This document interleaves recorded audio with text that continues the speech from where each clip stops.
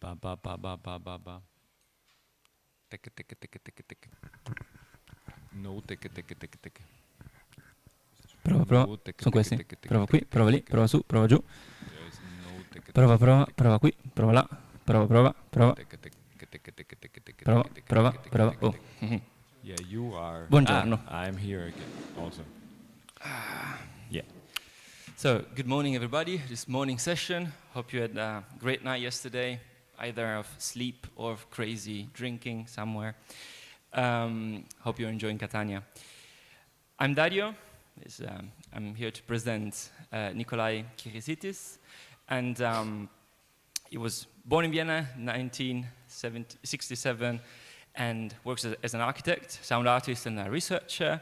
He combines architecture, sound art, and digital media into interactive installations and sculptural soundscapes. Since 2003, he has been senior artist at the University of Applied Arts, Vienna, where he leads the sound art lab in the digital art department. From 2019 to 2025, is pursuing a PhD at TU Vienna on notation of sound spaces, how to think architecture sonically. He studied architecture at TU Vienna and electronic music at MDW Vienna. His work focuses on sound as a spatial sculptural element and the enactive perception of sound. He has exhibited internationally, including Ars Electronica, File Festival Rio, SIGGRAPH, and Moscow Biennale and Cuba Biennale. He was partner in the architecture office Lucky, now working independently, and he curates projects like Repairing Future and Machina Orchestra. Awards include the Schutte-Lihotzky Scholarship, the Departure Project Grant, and Intra-Research Scholarship, and publications in Fuck Reality, New Realities, Bits to Pieces. So, the floor is yours, and thank you for being here.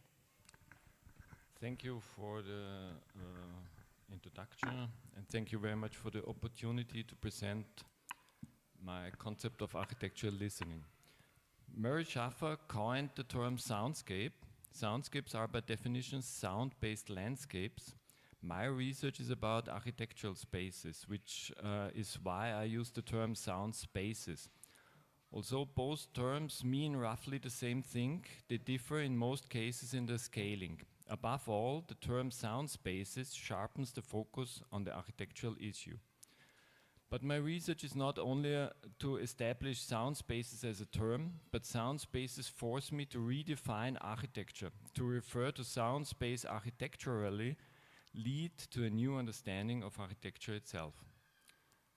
Architects design spaces. Sound spaces, on the other hand, are not designed by architects. Sound spaces are, by definition, hybrid spaces that combine sound and space. And in order to bring these together in a design practice, they should be designed using sound-based spatial elements. However, such elements are not taken into account in an ontology of architectural practice. In 1969, Murray Schaffer critically described modern architecture as a discipline that designs for the deaf.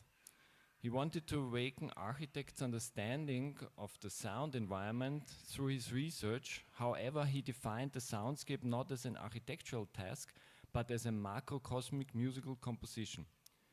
This created a paradox at the current stage of his work. On the one hand, sound was recognized as architecturally relevant, but on the other hand, it was placed in the category of music, which meant that sound could only be integrated into the practice of architects to a limited extent.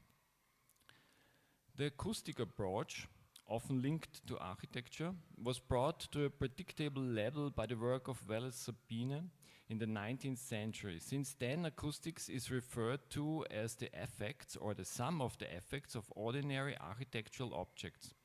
In acoustics, sound-based effects are not received as designable entities in space, but as secondary effects of tangible architectural objects. Acoustics are therefore initially calculated by building physicists and not designed by architects.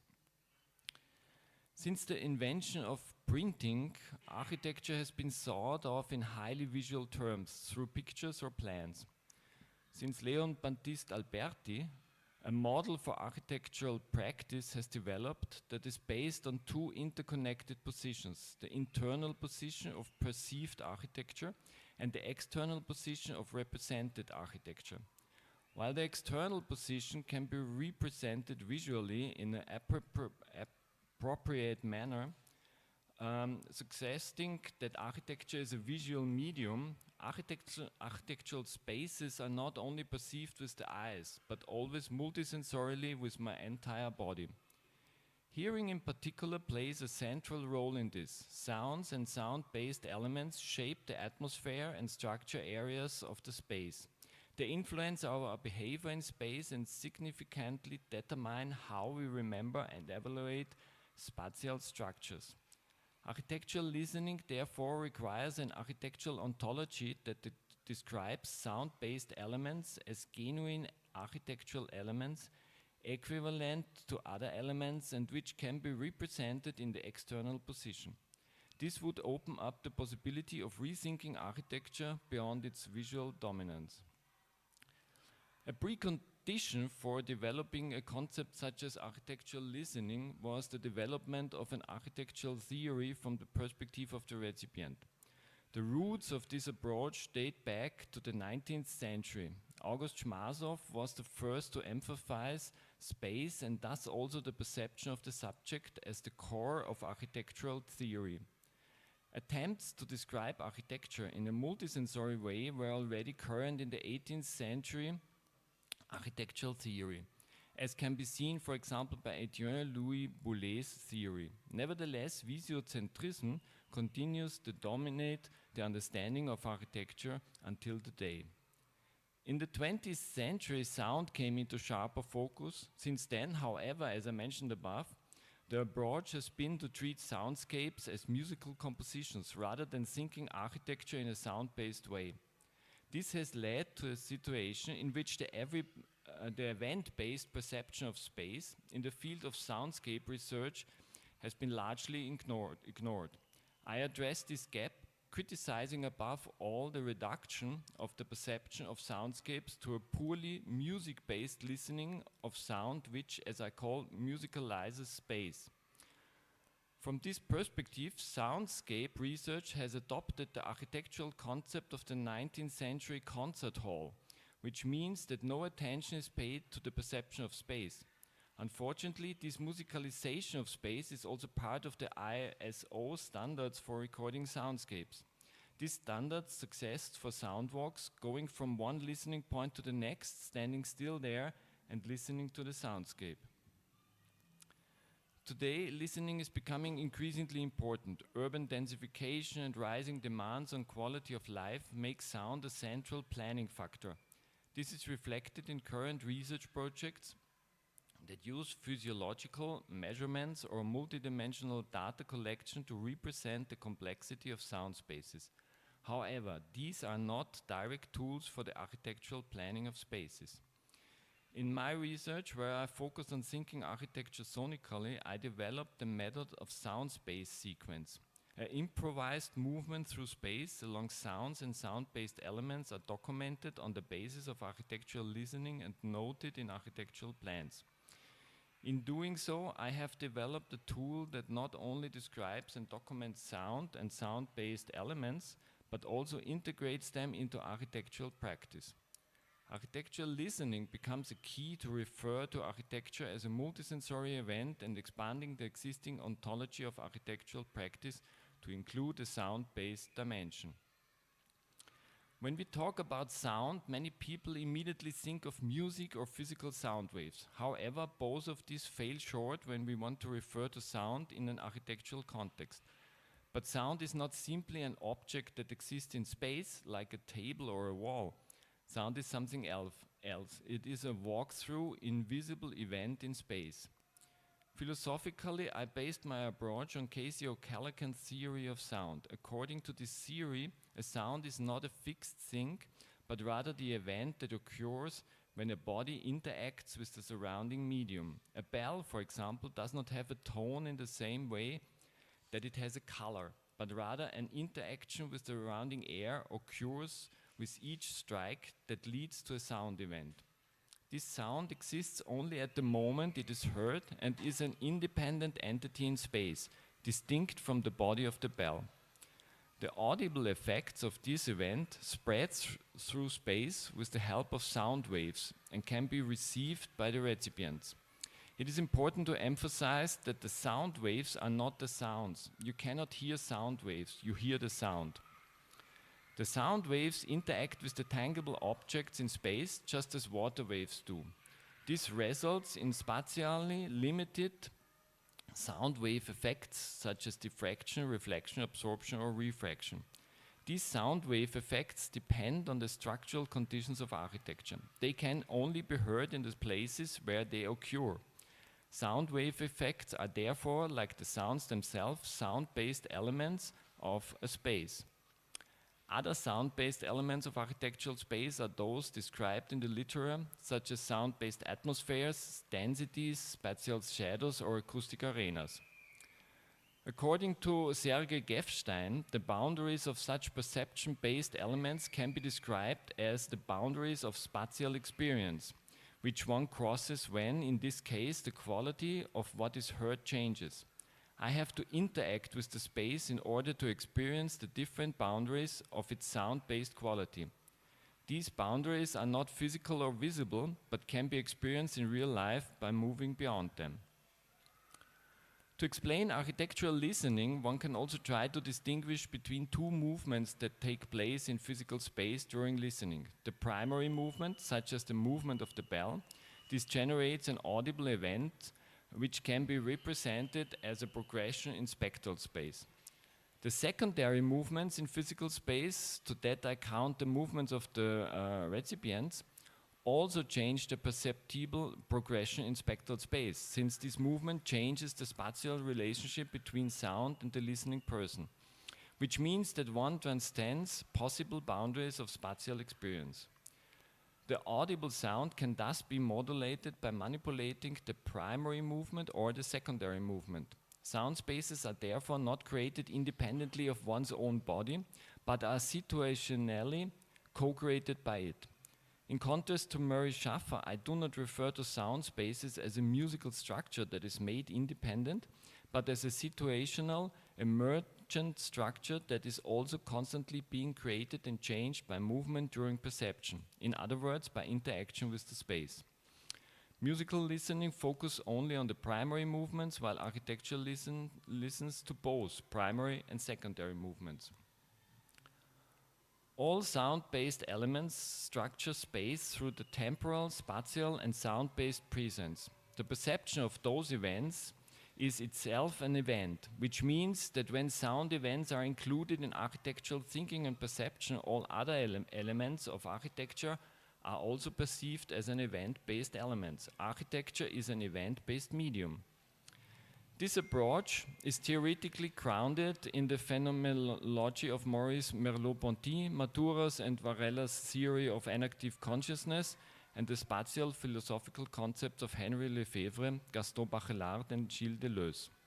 Architecture and soundscapes no longer appear as fixed objects, but as rhythmic atmospheric fields of resonance that are constituted by temporality, perception, and movement, as a series of moments. The sound-based sequence is the practical realization of architectural listening. On the other hand, it is a method for systematically capturing sound spaces in architectural plans. The sound space sequence describes an improvised movement through space in which sounds and sound-based elements are consciously perceived. As one moves through an architectural space, a path emerges that compositionally connects sound-based elements. This improvised path, which has a beginning and an end, is not random, but is supported by its own logic, which arises from the recipient's interaction with the space. In contrast to simply standing still and listen to a soundscape, the sound space sequence is about architectural listening. This means that one's own body and its movements are placed in relation to the sound-based elements of the space.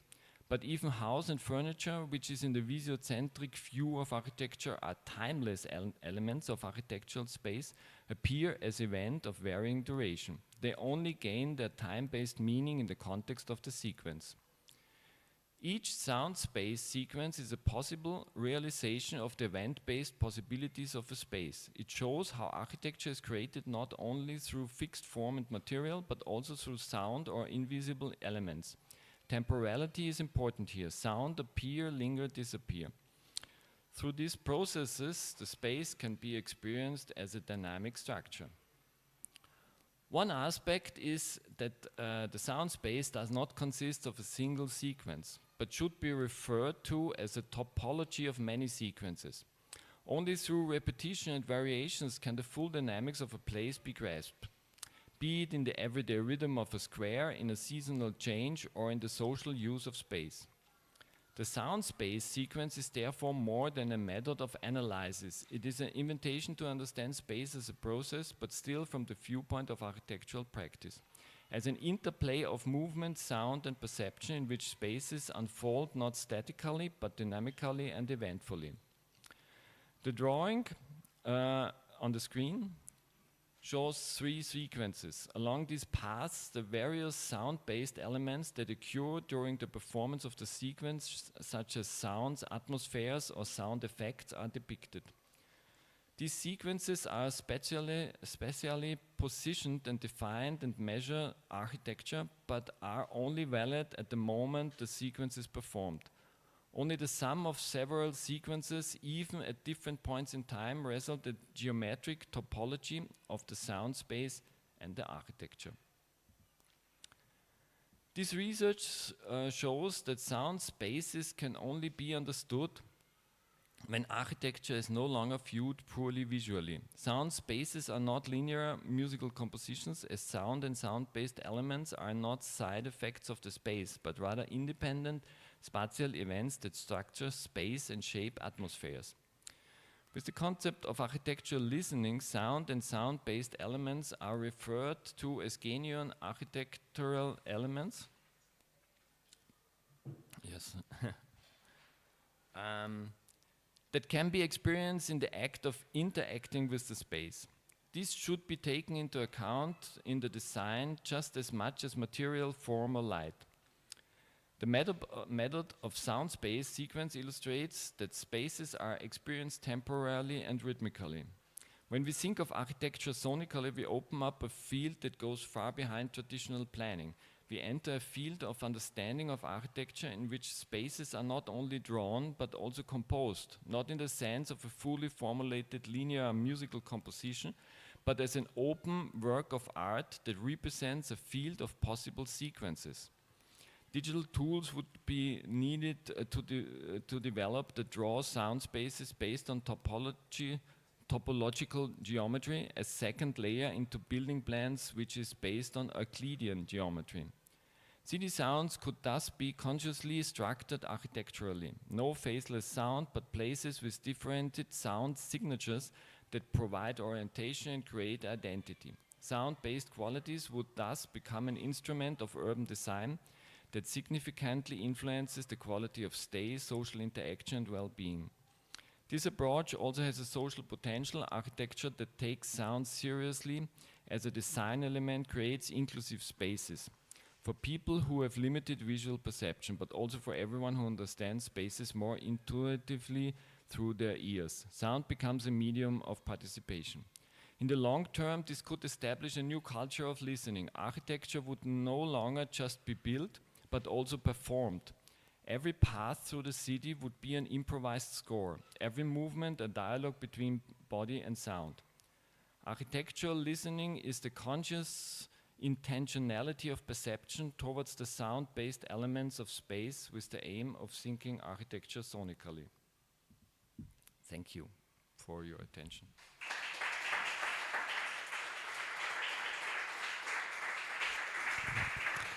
Thank you, Nikolai, for being super strict with the timing. Thank you. I see. So I would do as follows. So since we had some technical issues and we're a bit lagging behind, I would ask Patricia to present, and then we can have like a joint. Okay. If it's okay for you to, we can have a joint question session. Okay. Thank you, Nikolai. Thank you again.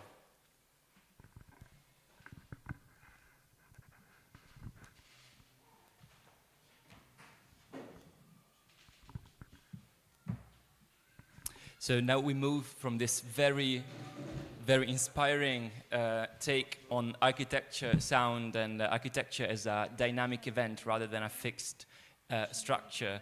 We move to a bit of more my field. So Patricia Yaki is a cultural anthropologist and a sound researcher, and she works with politics, identities and histories of sound and listening, as well as in the fields of sound art, interspecies listening and sound ecology. And furthermore, she has developed sound walks, composed listening pieces, and was part of a curatorial team of sound art exhibitions, such as radiophonic spaces.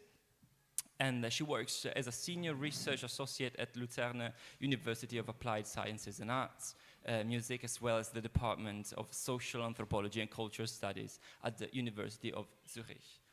So thank you for being here. Thank you so much for the introduction. Today I will speak about just a recent project which is not mentioned on my biography yet. I didn't update it yet, so it's a bit of a surprise. Yeah, so I would like to speak about oral diversity and how I met oral diversity in the setting of co-creative listening and sound making with residents of a nursing home. So first I would like to say something about oral diversity, then the idea of the research project, then give an example of the listening interventions we did, and about deafness as a challenge, more ways than one, and some observations from the field I also would like to share. So it's still an ongoing or an open project, so there's no kind of fixed results yet. But as a background, probably you know this quote from Jonathan Stern, who wrote, "Sound studies has a creeping normalism to it, that is, an epistemological and political bias towards an idealized, normal, non-disabled hearing subject." So what does this mean? The ontological this kind of normalcy is a kind of paradigm. So there is an archetype of idealized hearing, and then oral typical models are very much and very deeply ingrained in society and science. And I can give you an example for that. So probably you are aware of that. We have seen this in this conference several times. This is the normal equal loudness level contours for pure tones under free field listening condition. It's also an ISO standard. But if you go a bit into the literature about that, the test persons were all aged between 18 and 25 with normal hearing, and it was explicitly also people were seeked also for having normal hearing, so no kind of hearing sicknesses in family. So they had to be otological healthy. So everybody that is above 25 and has not a normal hearing is excluded from this kind of normalcy. And this is what we usually refer to as human listening, but it's very much focused on a small group of people. So what is oral diversity? It acknowledges that everybody hears differently, that we have a wide diversity of human auditory perception, and that hearing is best approached as a spectrum and not as a fixed kind of scheme. Most people only experience normal hearing for a relatively brief period in their lives. As you age, you will lose some kind of frequencies you can hear. There's also an array of hearing conditions that can kind of auditory perceptual disorders that affect roughly 1/6 of the world's population. This also includes things like tinnitus, which I have, for example, but also hearing disorders in many different ways. So I draw on the book, a really nice book of John Dewar and Andrew Hugill.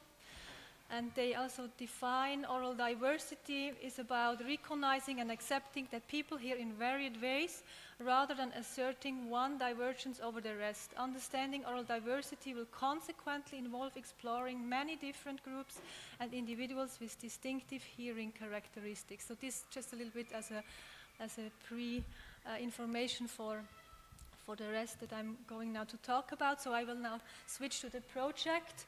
So the project was called Listening as Intervention, Improving Cultural Participation, Auditory Skills and Well-being of Senior Citizens. So the project background was this idea of oral diversity, so aging and hearing loss. So There is also studies that show that listening is often unlearned because you hear less, you talk less, and then you lose the listening skills. So there is like this difference between hearing and listening. Hearing is more the biological capacity, and listening is the cognitive training for listening. So, and this kind of unlearning of listening can lead to social isolation and cultural exclusion. But also insights from psychology show that listening skills can be reactivated, trained, and upheld. So we got a one-year grant by the Swiss National Science Foundation to have like this more experimental research.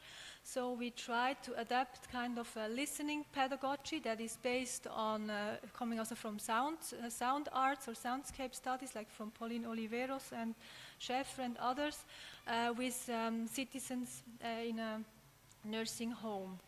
So we kind of tried to extend the repertoire of classical music pedagogy, which often is based on singing folk songs, for example. The methodology of the project was kind of a design-based approach. So we tried to develop, implement, and evaluate the exercises that really try to raise auditory awareness, social participation, and well-being. So you see some pictures here from one of the sessions. And we did some participant observation, and we exchanged with staff from the Jaime Kriens where we could do this.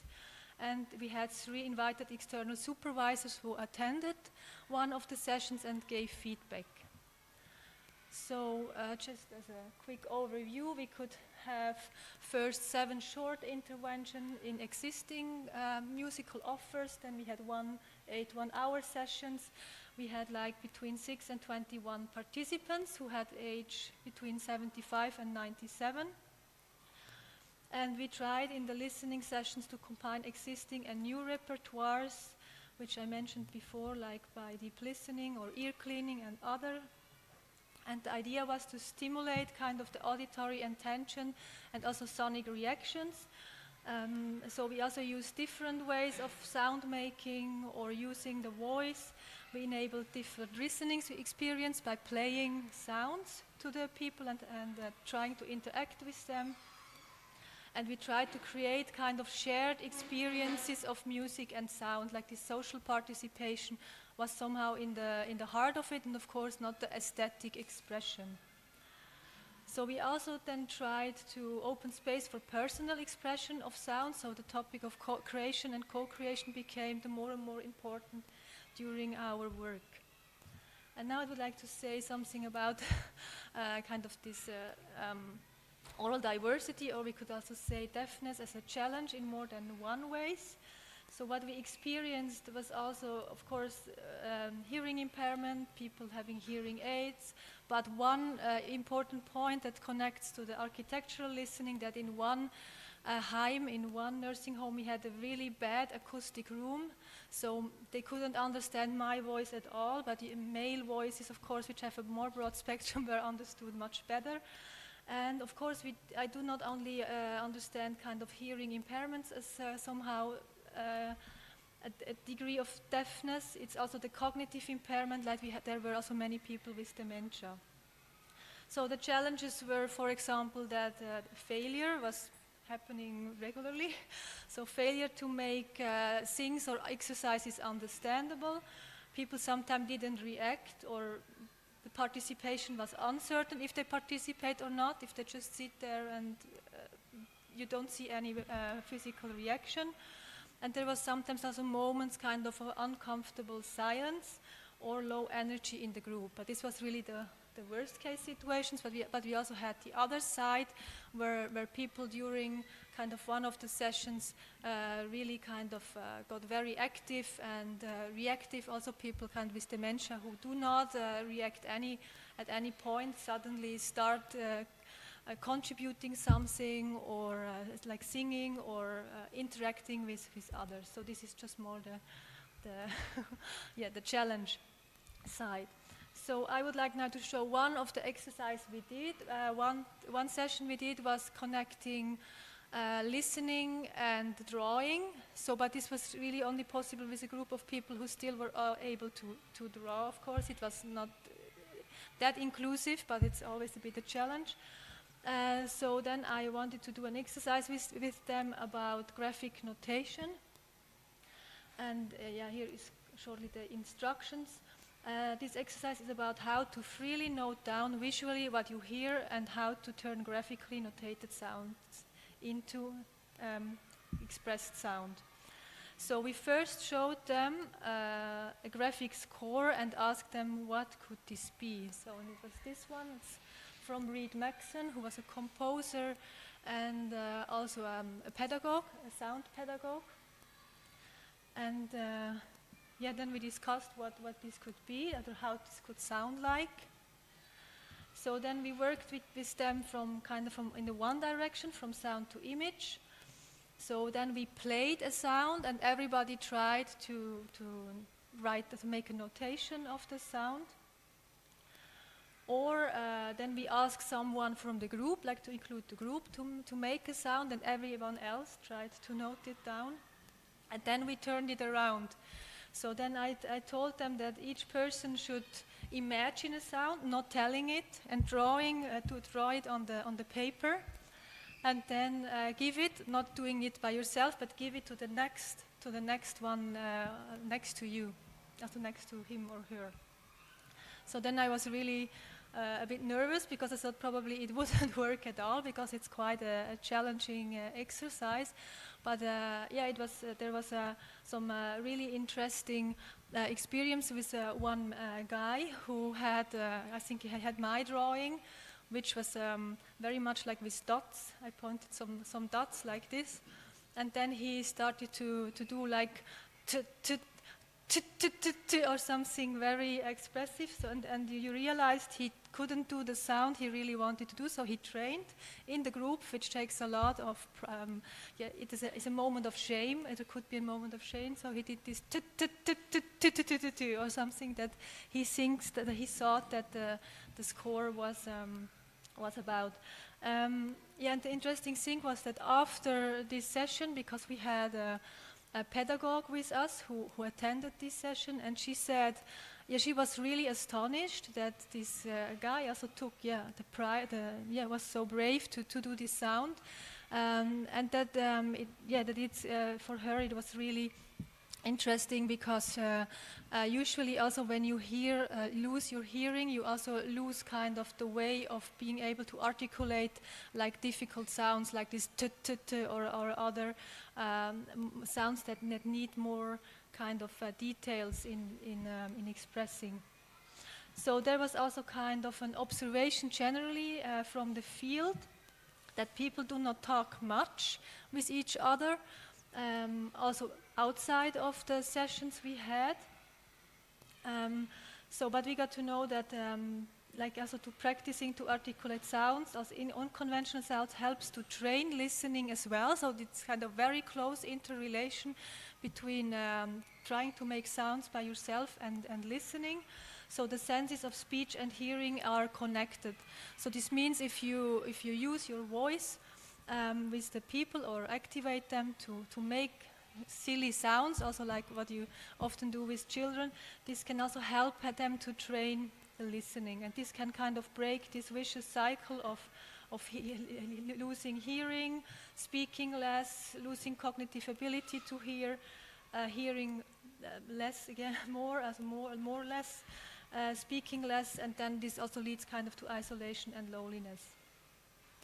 And probably one point about listening and neurodegenerative illnesses.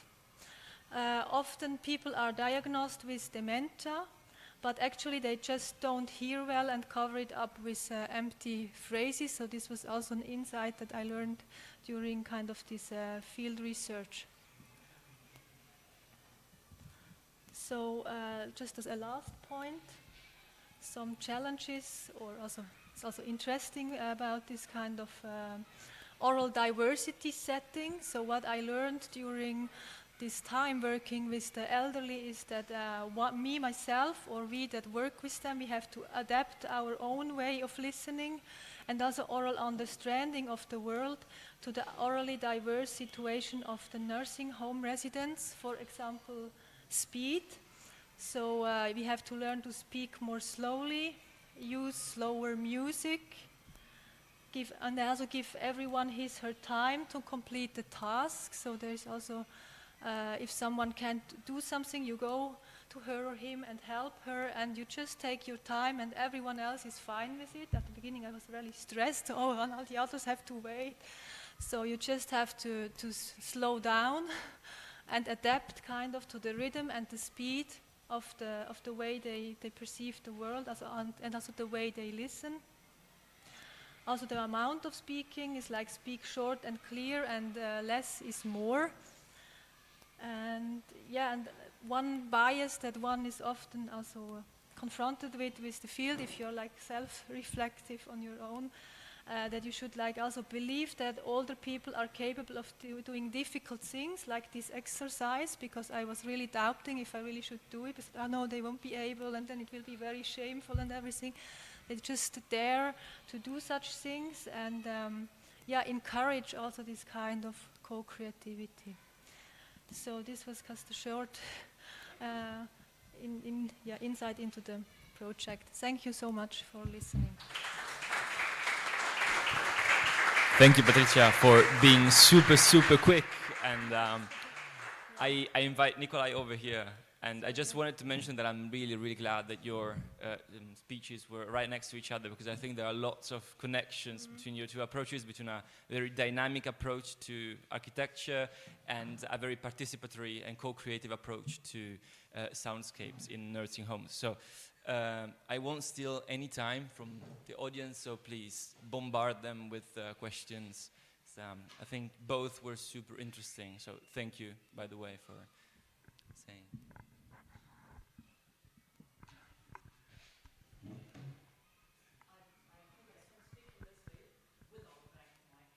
No, it's just for the people at home that I would just, if it's okay for you.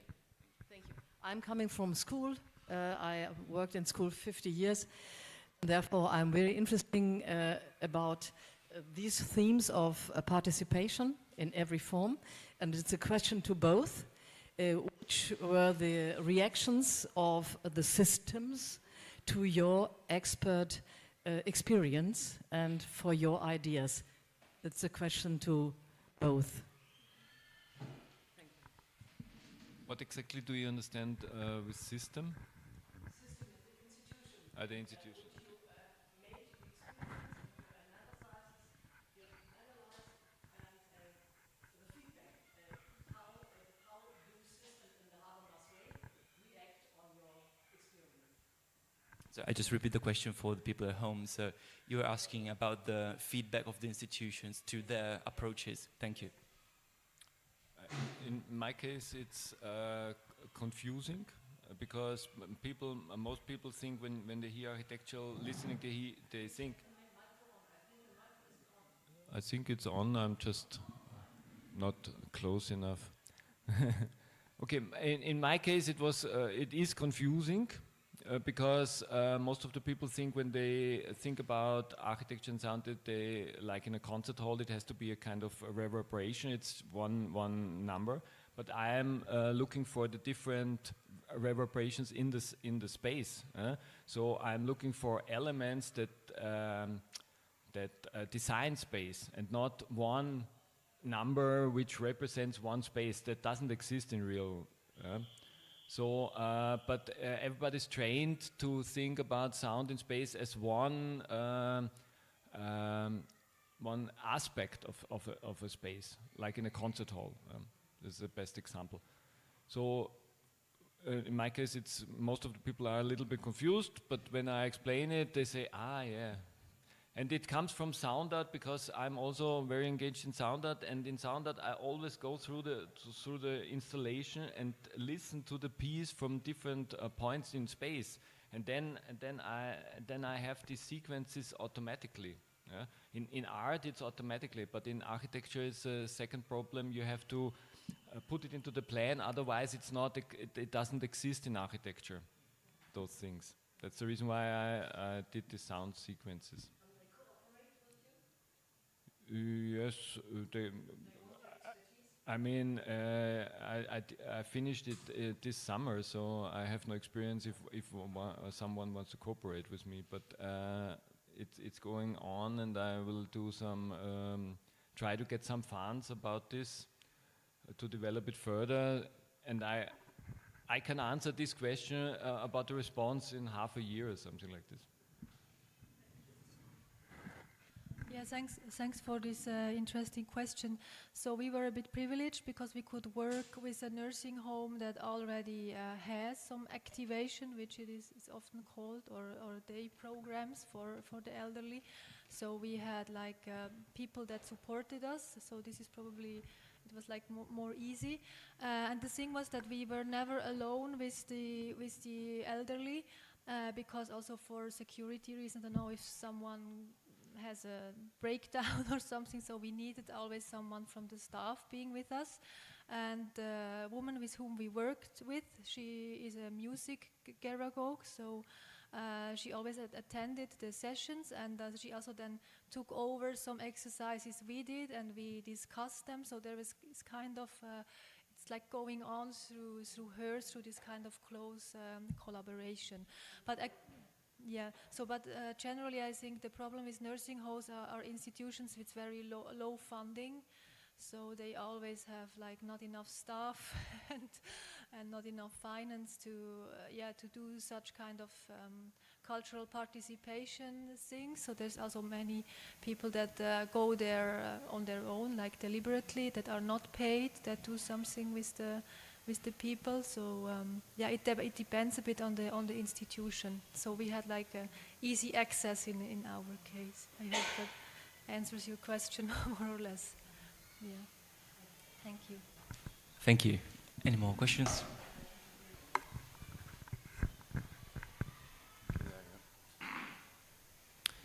Thank you for the presentations, and I think they can feed each other at some point in an ideal world. You know, an architectural design that is aimed to enhance the life of elderly in a nursing home, and maybe vice versa. But the title of your presentation is architectural listening. You know, basically you're trying to extend the practice, and it makes me wonder. I mean, when you go to virtual reality experiences, you know, they actually do design the space, you know, sonically too. So by integrating gaming engines, Unity, things like that. So it's integrated into practice, you know, from the get-go. You're thinking about sound and space at the same time. Do you foresee in the architectural practice, because I wonder why it's not happening, is because the tradition of architecture is very heavy, just like music, so it's always been about space and light, and what sound was kind of treated as a side effect, as a secondary byproduct of designing space. Do you see that from an educational point of view, it should enter architectural education basically? And because now the technologies, there have been to presentations regarding urban design, for example, that you actually simulate. You can walk through the urban design and hear it and see if it works for people. You know, you put a fountain here, should I put it here? You know, so it's actually, we got the technology, we got the databases, we got the sound corpus, you know, to simulate. I really think that it's time to really, you know, start, you know, from a bachelor level, you know, integrating that into the architectural practice. It's so essential. Yeah, of course, it should be integrated in the architectural practice. But the problem until now, from my point of view, is that it's not really integrated in architectural practice. Because even if you talk about virtual reality, as was mentioned in the introduction, I have the Sound Art Lab, which is a 20-channel ambisonic lab, and we do a lot of virtual reality stuff. It's always the same. You have a kind of space, and you want to have a kind of representation acoustically from the space. But what this architectural listening means is that this space has not only one sound; it has different kind of sound zones, which can only be experienced by walking through it. So, and this is something nobody's thinking of. Which is inevitable, because you walk in architecture, it's very rare that you just stand there and yeah, it's in normal life you go through it. Yeah, but in architecture you have the problem when you put architecture into an external position, into a map or a plan, yeah, you lose all these elements. You have no way to draw this, because it's based on Euclidean geometry, these drawings, and they lose all these event-based effects of sound, of the space, and all these things that are not seeable. So the medium construction of architecture itself, it works in sound art. There it's common that everybody walks around and hears to things on different points in space, but it doesn't work in architecture. And I think it is because the drawings and the representation of architecture is visually based.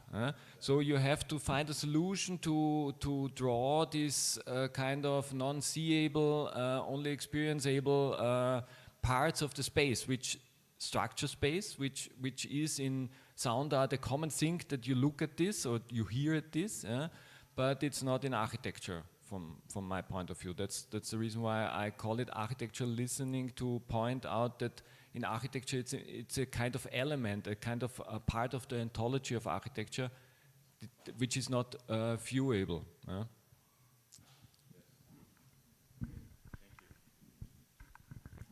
Any more questions for both our speakers?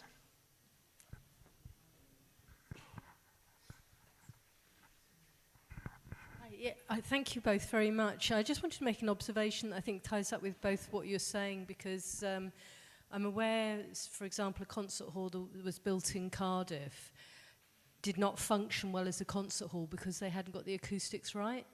And I've also worked in many care homes where there are so many background noises that it's really difficult for people to focus in and listen to sounds that are being shared with them, or even to hear one another.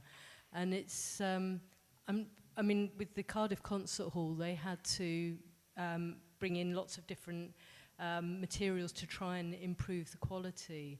But in care homes, obviously, there aren't the fundings to help with the acoustics. But it is just an observation of how people really just don't seem to think about sound with the designs of buildings, or they haven't in the past, obviously. But still, this points out the acoustic part, which is not this what I mean with architectural listening. Because, for example, when Hans Scharoun designed the Philharmonie in Berlin, it was a change in the ground floor plan of acoustic of concert halls. Before it was a kind of central viewing, and then it was the concert or the musician were in the middle of the audience. Yeah? And when they opened the building in, I don't know, 1960 or so, they avoided to put the people from the press on the back of the musicians, because they thought it's worse to listen there. But what I say, it's a different kind of aspect of listening. So it structures the space. There are different kind of qualities, of acoustic qualities around the concert. So if you would think in terms of architectural listening, you would say it's okay to sit behind it. It's just a different. It would be okay to go around to have the experience of all the different positions in the hall. And acoustic always tries to make equal quality in the whole space, which is not architectural listening in my. It is a kind of architectural listening, but it's a kind of architectural listening that is like a white cube.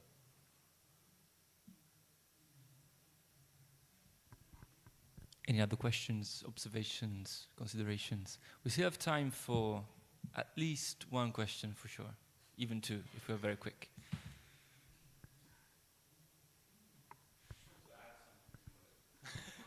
Follow-up question. Should inspire the practice of architecture, basically. So architecture is often defined by rules that are not sound related, unless it's acoustics, you know. So you want to attenuate some sound, or you want to give less background noise, so you eliminate the window. But I'm talking about a practice where the architect is aware of people walking through this structure, and then you're like, you know what, I would like to put a window here so that the sound of the boats that are passing are heard when the guy passes, because it's nice. So the structure is defined by the act of walking through it and listening to it. And I don't think it's defined that way, but I think this research and this project could feed into the architectural schools to augment the art of architecture, because I think they have the tools, they have everything, because I know they're obsessed with simulating and seeing everything, hearing everything, but everything's there, and I wonder if you ever made any attempts to go to a school and tell them that to integrate that, you know, at least offer a course to think sonically about space as opposed to just light. I offer a lecture at the University of Applied Arts in Vienna about this topic. I do this now for, I don't know, 5 or 6 years. It's received well, but it's received in the art context. And in the art context, it's super clear that that's something you use. Yeah? In the architectural context, it's not so clear because, as I said, they reduce everything when they draw it to a paper. But then only the visual elements exist. So I'm in the beginning of a discourse with the University of Technology in Vienna and their architecture department, but it's in the beginning. So I don't know how this ends, or in which direction it goes. But of course, I agree it should be integrated in the thinking of architecture. So that's what I said when it's not part of a kind of ontology of architectural practice. These elements should be part of this ontology of architectural practice. Then everybody would think about it. Any other question? We have time for half a question. So I would thank everybody for the contribution. Thank you, Nikolai. Thank you, Patricia. It was really amazing. Oh, there's a half a question?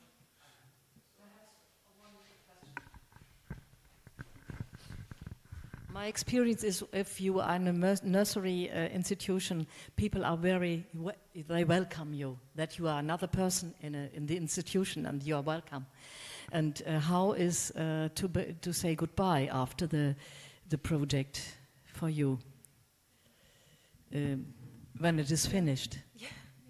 Yeah. Somehow, we have kind of finished our sessions there. Yeah.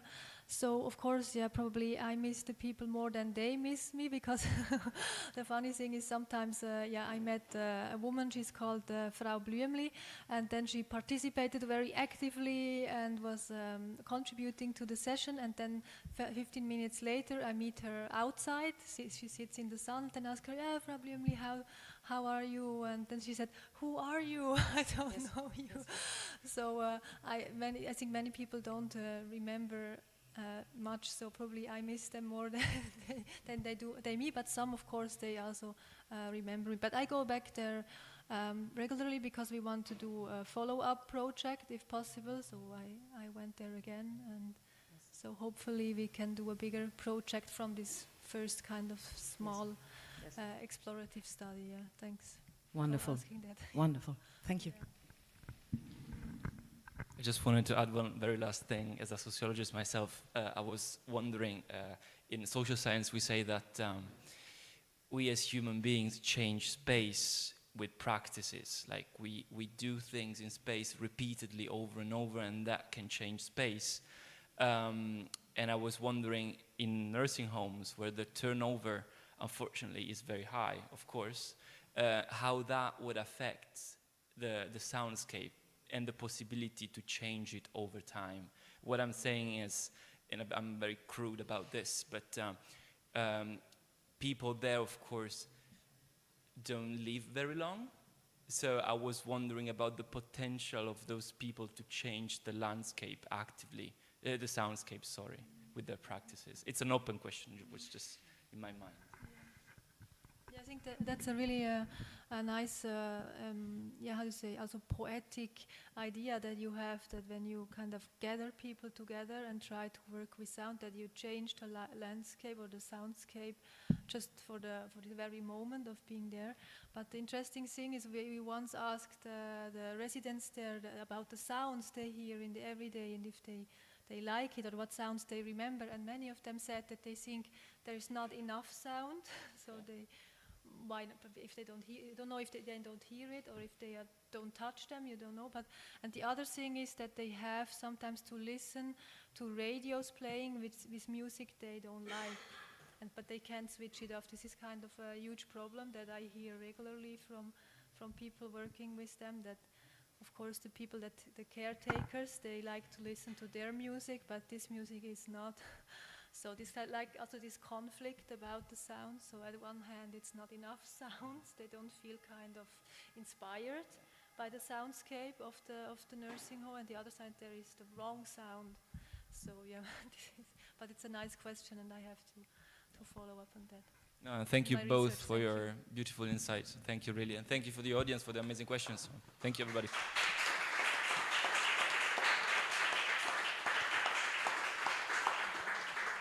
There should be a break now. I'm not sure. But there might be even coffee over there, so you feel free to explore. And then we start again at 11:10.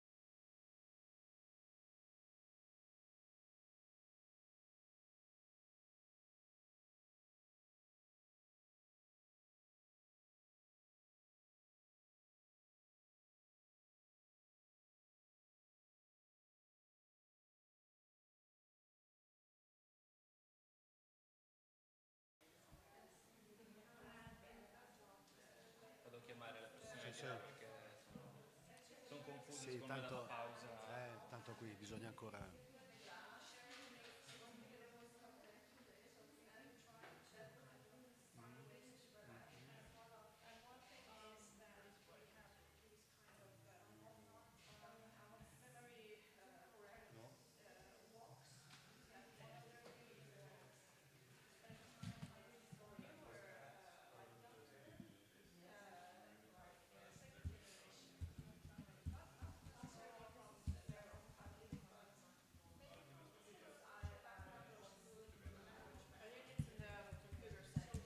Yeah, this is okay. The computer settings I have here on headphones, so you should actually have something here that we can chat with some audio, whatever. Quella posto.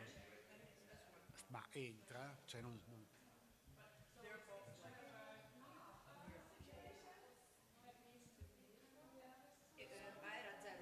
Ah.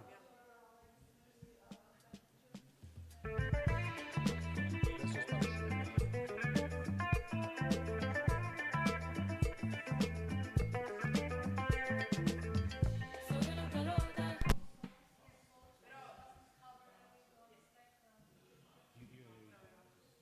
There is a...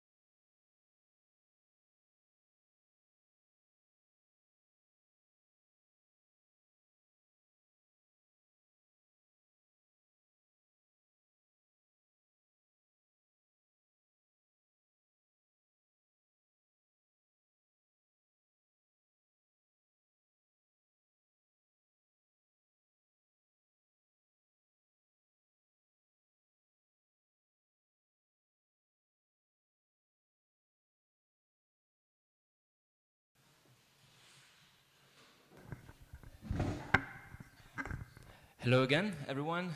Nice to see you here. Hope you had some nice coffee or croissant or both. Hopefully both. And I'm glad to introduce Andrea Taroppi. Andrea graduated in guitar and electronic music and sound technologies. He's a guitar teacher at the Scuola Media Musicale in Abbiategrasso and a contract teacher of history of electroacoustic music at the Conservatorio di Catania and musical acoustics at the Conservatorio of Reggio Emilia. His interests range from soundscape studies to electroacoustic composition, and he has published several theoretical essays and created sound installations called Echi tra le volte, compositions for theatrical works and for commercials. So the floor is yours. Thank you. Thank you very much. In quanti parlano italiano qui? So, because I have my presentation in Italian, but slides are in English, so if no problem. Bene. Allora, partiamo con una considerazione, un ricordo di quando ero giovane una volta, tanti anni fa. Mi dicevano che Dio vede e sente tutto. Ma questo mi lasciava un po' perplesso, perché dicevo, ma come fa uno a sentire tutto? Sentire tutto vuol dire avere una gran confusione. Molto probabilmente Dio può risolvere il problema in quanto Dio, ma noi comuni mortali no. Quando ascoltiamo siamo obbligati a fare delle scelte.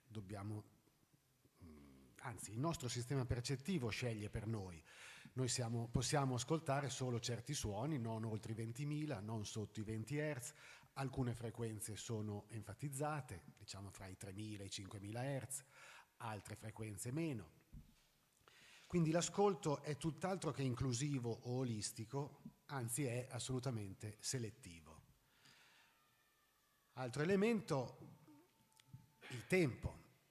Perché noi possiamo sentire qualcosa, cioè c'è una corda di chitarra che vibra e mette in vibrazione le molecole d'aria, le quali poi si trasmettono la vibrazione una con l'altra finché arriva al mio orecchio, mette in moto tutto quello che accade lì dentro, gli ossicini, la coclea, il movimento e quant'altro, fino a mandare degli impulsi elettrici al cervello, e a quel momento io dico, oh, un suono, ma passa del tempo, seppur breve, ma ci vuole del tempo. E quindi noi quello che sentiamo è sempre esclusivamente qualcosa di finito, passato, un po' come quando vediamo una stella, la luce di una stella, quello che noi vediamo è la luce di molto tempo fa, magari quella stella nel frattempo è morta. Quindi ascoltare significa innanzitutto selezionare un evento, anzi lasciare che il mio sistema percettivo selezioni qualcosa e occuparsi di qualcosa che è ormai finito. Quindi che cos'è che ascolto veramente? In realtà dobbiamo distinguere tra evento vibratorio e evento percettivo e chiederci, ma il suono dov'è esattamente? In effetti i filosofi si sono posti questa domanda e ci sono quelli che dicono le cosiddette teorie prossimali, che dicono che appunto il suono si trova dove c'è la percezione, con tutti i problemi di cui abbiamo appena parlato. Allora ci sono altri che hanno pensato alle cosiddette teorie distali, secondo le quali il suono è dove avviene la vibrazione, l'evento vibratorio, o meglio, gli oggetti che stanno vibrando o suonando, come se fossero delle caratteristiche di quegli oggetti, caratteristiche possedute se opportunamente stimolati, oppure posseduti intrinsecamente, come i colori, come se avessero una sorta di suonità gli oggetti, chiamiamola così. Oppure ancora sono dove c'è la vibrazione. In questo caso è interessante perché vuol dire che allora il suono può esistere anche nel vuoto. Una campana che vibra nello spazio vuoto suona. Io non la posso sentire, certo, ma solo non perché non esiste suono, ma solo perché non c'è un mezzo di trasmissione come l'aria o qualcos'altro che me lo può rivelare. Ora, non possiamo stare qui a fare tutta una rassegna delle teorie filosofiche che riguardano il suono e che si occupano di dove sia il suono, non ne sarei neanche capace, io non sono un filosofo, ho preso solo qualche idea su cui riflettere. Ma il punto è, vorrei provare a pensare al suono come qualcosa che non è legato alla percezione, ma supponiamolo come entità ontologica, un'essenza del suono, al di là del fenomeno percettivo. E quindi qualche cosa che magari può essere svincolato dalla dimensione spaziale o anche dalla dimensione temporale. In effetti alcuni filosofi si sono posti questo problema pensando al suono come qualcosa che non è nello spazio. Noi ovviamente siamo soliti pensare al suono come localizzato da qualche parte. E invece per questi no. Perché? Perché per esempio pensiamo a una sinfonia. Differentemente dalla esecuzione di quella sinfonia, l'idea di sinfonia non è collocabile in uno spazio, è un'entità astratta. E allora mi viene da chiedere, possiamo fare un passo ulteriore? Il tempo come lo mettiamo? Beh, seguendo il discorso della sinfonia possiamo fare altrettanto e addirittura pensiamo a una melodia. Quando noi abbiamo una melodia, diciamo certo è una successione di note, ma noi non sentiamo una successione di note, non sentiamo la nota 1, la nota 2, la nota 3, la nota 4. Quando sentiamo, ipotesi, la nota 4, nella nostra mente c'è ancora la nota 1, la nota 2, la nota 3, per fare relazioni tra queste note. E non solo, ma abbiamo anche in testa tutti i suoni che abbiamo ascoltato in tutta la vita, perché altrimenti non potremmo crearci un gusto personale, perché il gusto è creato dalle stratificazioni di tutti i nostri ascolti. E quindi, insomma, il suono resta quindi sempre presente in noi, col ricordo, e quindi possiamo pensarlo anche come qualche cosa che è al di fuori dello spazio, ma anche al di fuori del tempo, quindi come se fosse eterno. Mi rendo conto che quest'idea di suono come entità eterna è un po' bizzarra, ma deriva, cioè, o comunque è ispirata dal pensiero di un filosofo che è Emanuele Severino, il quale ha affermato che tutte le cose sono eterne. Ora, qui cerco molto di sintetizzare e chiedo scusa a chi ha studiato filosofia perché ovviamente Severino fa l'esempio della legna e della cenere. Noi vediamo la legna, poi la legna diventa brace, poi diventa cenere, ma noi non vediamo, cioè abbiamo questa idea del divenire, ma noi non vediamo la legna che si trasforma o che si annienta e poi la cenere che compare dal nulla. Noi vediamo tanti stati diversi di qualcosa che per Severino è invece eterno. Cioè il divenire non possiamo intenderlo come qualcosa che esiste, smette di esistere e diventa un'altra cosa. Questo sarebbe impossibile. Ogni cosa allora è eterna, il divenire, ciò che chiamiamo fenomeno, è l'apparire di una particolare manifestazione di qualcosa di eterno, cioè è l'entrare e l'uscire delle cose dal cerchio dell'apparire. Il pensiero diveniente è anche alla base del pensiero tecnico, che è il pensiero che permea un po' tutto il nostro modo di pensare. Tecnico nel senso che la tecnica è quella cosa, la tecné in greco, è quella cosa che ci permette di distruggere e di creare le cose. Le cose sono manipolabili al nostro volere, le possiamo tirare fuori dal nulla e rimettere nel nulla con la tecnica. Allora l'ascolto, anche lui è una tecnica che permette di estrarre i suoni dal nulla e poi li rigetta nel nulla, selezionandoli, collocandoli in uno spazio-tempo ben definito. Un attimo che sono rimasto indietro con le diapositive in inglese, eccolo qua. Ma se il divenire è una contraddizione, allora le cose sono eterne e allora anche i suoni che emettono sono eterni.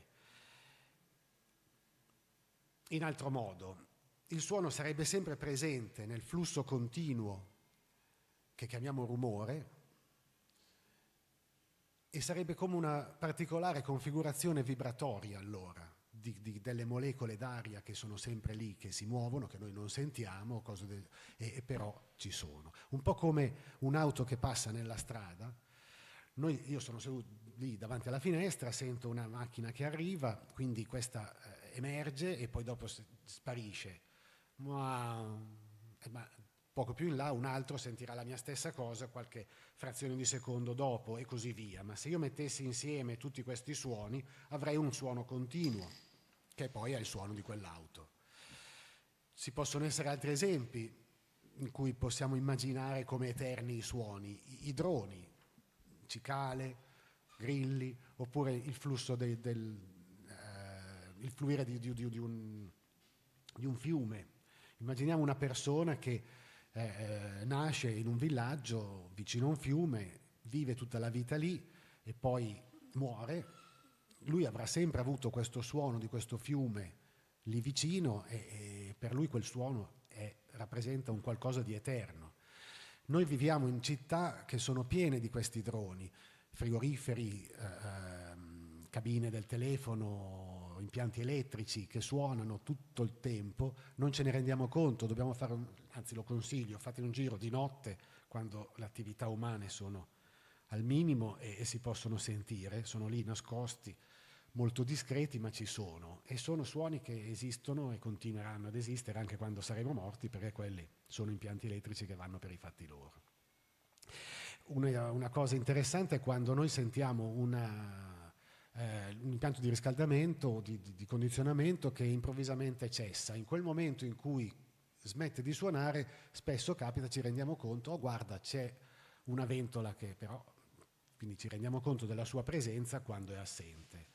Un po' come avvertire un errore nella nostra percezione. Noi non sentiamo più un suono che invece immaginiamo eterno. Quindi proviamo l'angoscia dell'esperienza del nulla.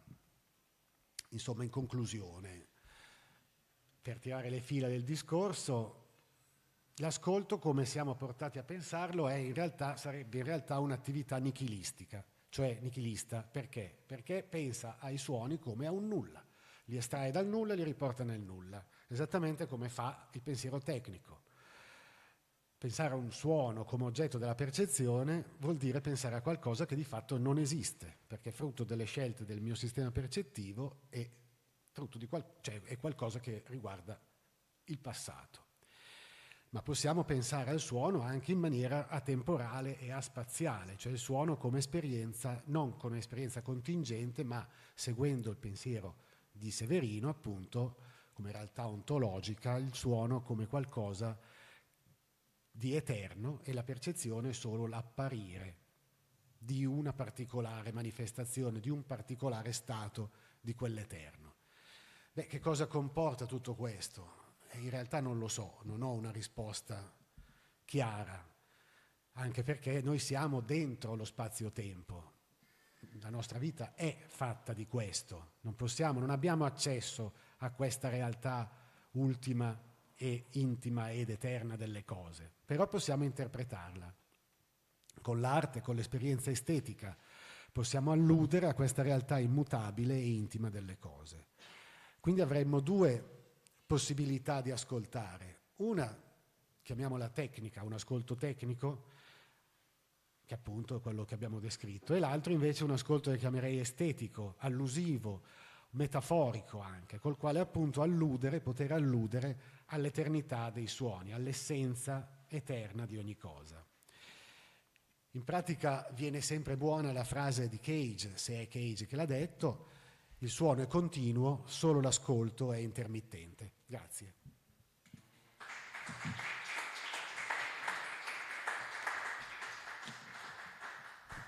Grazie mille, Andrea. Thank you, Andrea. And again, to optimize our schedule, I would just postpone all the questions to the end of the session. I really found interesting your take on sound as being continuous and listening being intermittent. It's really, but we're going to discuss that more later, so thank you so much. Now I'm pleased to welcome Joy Zodini. Okay, hi.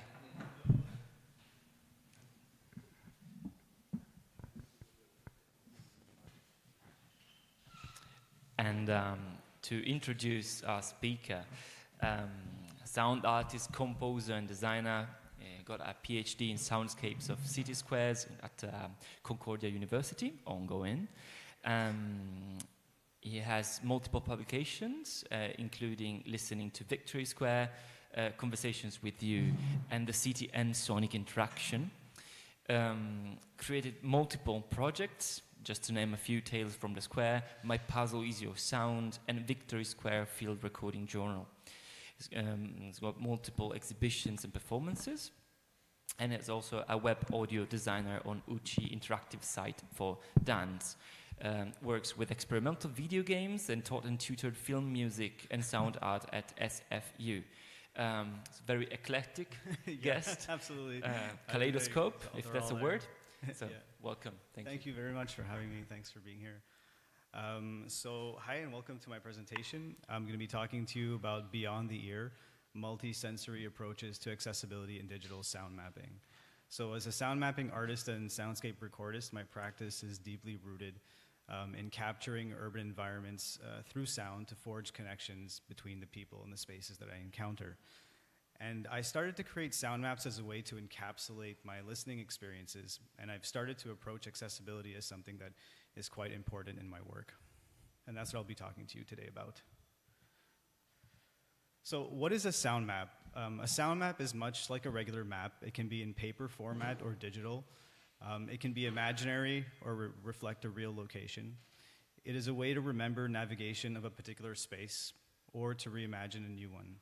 It may have routes or paths like in the one you see here. It may be personal or collectively made. What all sound maps have in common is that they're anchored with sound. Sound is the primary exciter, the thing the maker wants to remember, to show, to preserve. So in this map you can see routes, you can see people, you can see expressions of sound through color, and also words like crunchy, describing the sounds. So why do we make sound maps, and who do we make them for? Sound maps, as I mentioned, can be used by the sound recordist to help preserve, remember, and share sounds from a particular location. They first gained popularity during the foundation of the field of acoustic ecology. They were used by sound researchers like Bernie Krause to help understand the role of sound in biodiversity.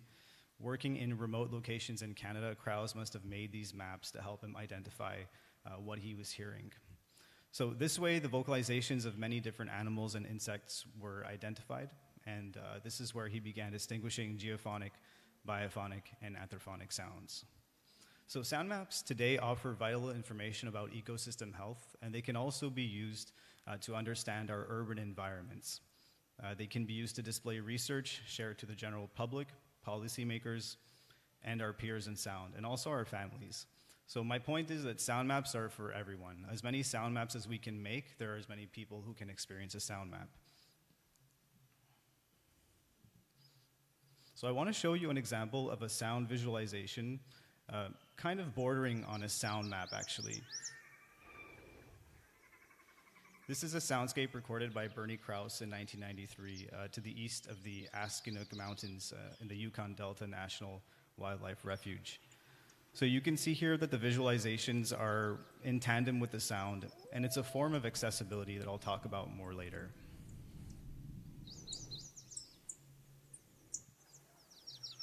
Continuing on, I'd like to show you a more personal glimpse of a sound map. This is a sound map from my Masters of Fine Arts research, where I listened to Victory Square for 3 years and created this map to encapsulate my listening experiences.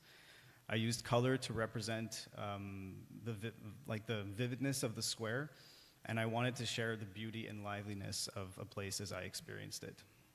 So each of these icons is a little story, and there's a field recording, as well as a story that you can read and click through.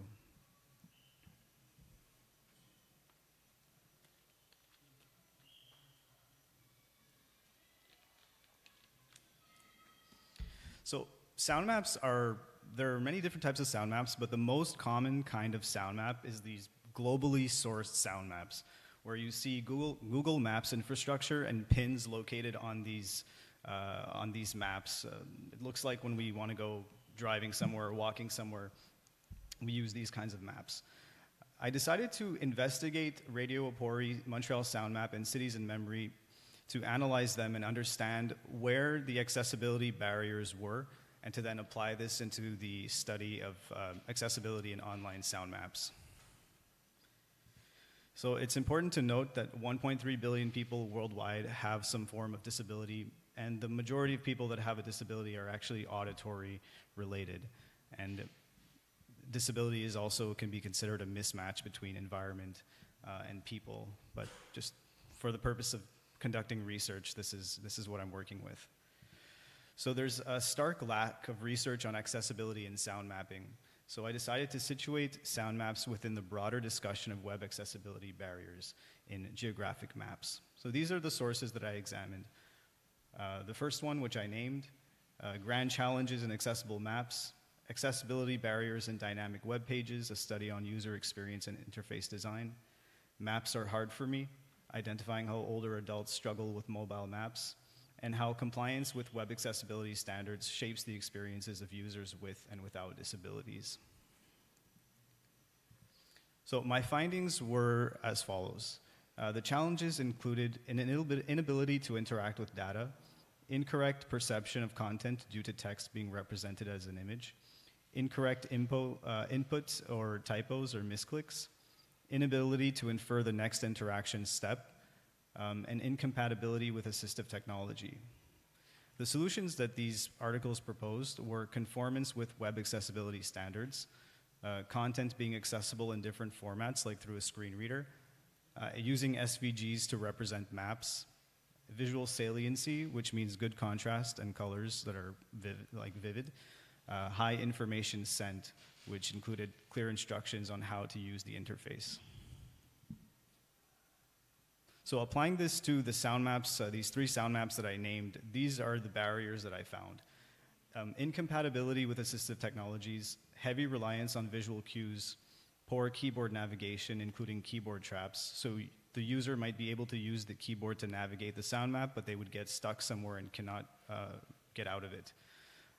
Autoplay audio, which is not great for cognitive reasons. Missing label or area for pins and controls.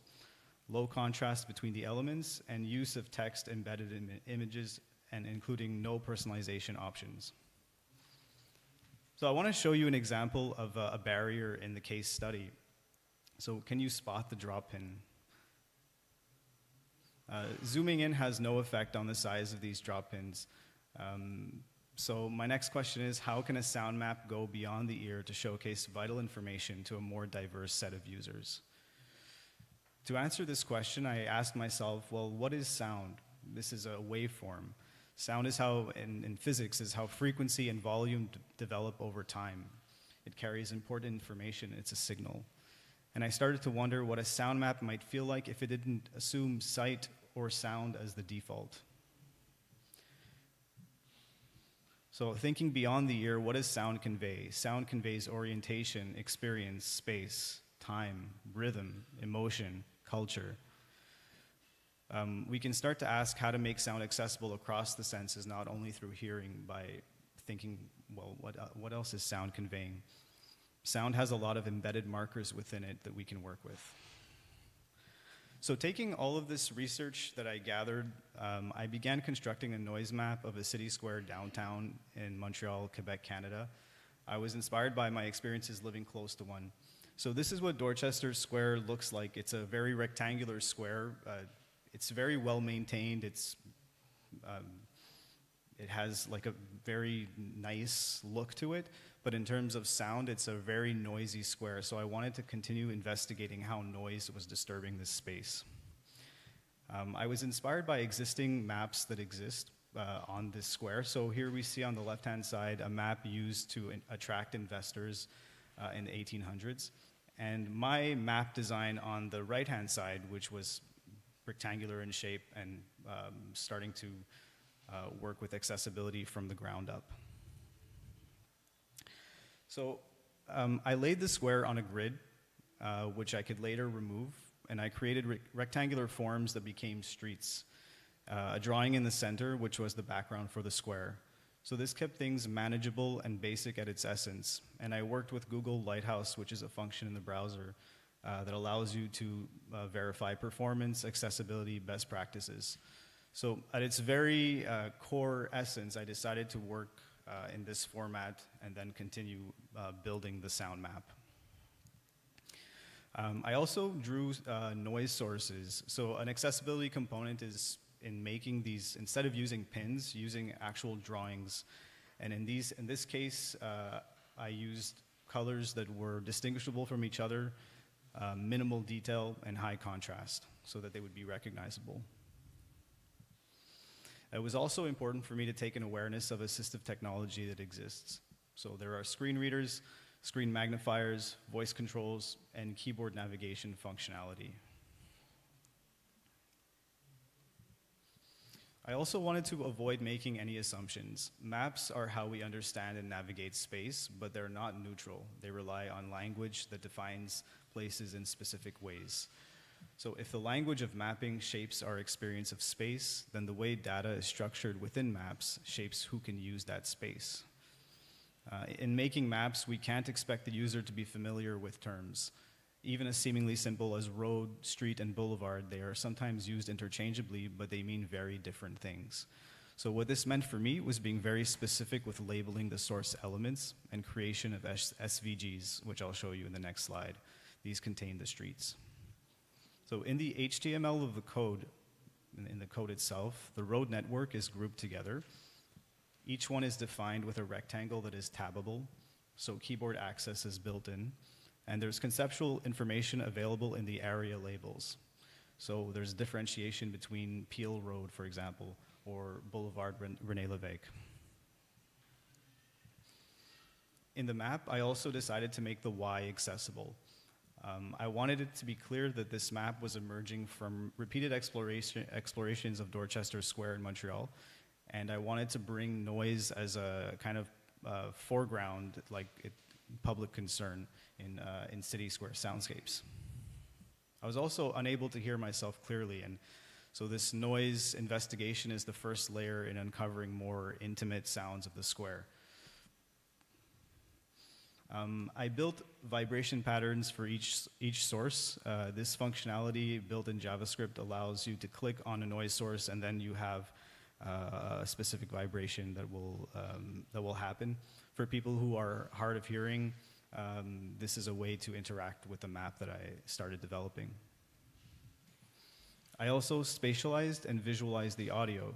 So I created a center for each source so that sound emits from that center, much like being in the environment itself. And it's spatialized left, right, and top to bottom. So finally, I'll show you what the map sounds like and looks like.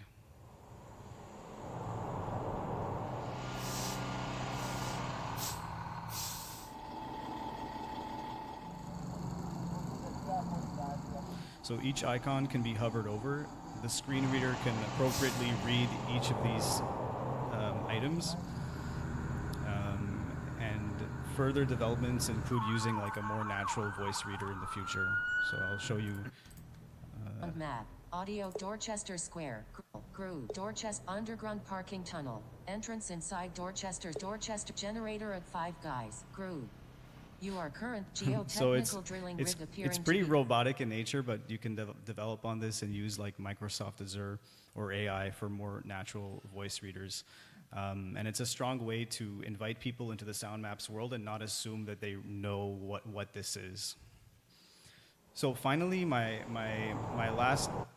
points about accessibility in online sound maps is to consider the map's infrastructure, so the design control, making the Y of the map immediately accessible, which is something that helps cognitively, creating unique icons to depict each source, which is cognitive and visual, providing waveforms that depict the audio, and vibration feedback for mobile devices that works on haptics. So if we think about the concept of disability as a mismatch between human capabilities and the environments and structures designed to support them, as Holmes writes in her 2018 book, we can start to see that true accessibility extends beyond mere compliance. It must be in the design from the outset. And by considering disabilities in the conversation of creating online sound maps, we can begin to think about how to include a variety of people in our creations so that the true biophony of our world can experience the magic of a sound map. So, although online sound maps currently present significant accessibility limitations, these barriers also offer opportunities for inclusive co-creation. My personal inspiration came from talking to family members who used hearing aids, and also experiencing sound walks where, because of technology, some people were not included. I myself am a really creative person, and I need for it to be, I couldn't use Google Maps infrastructure for my maps, so I had to make something more personal. So I invite you to think about how to think beyond the ear in creating your sound maps and to include a variety of people in your design. So finally, accessibility is creativity. Thank you.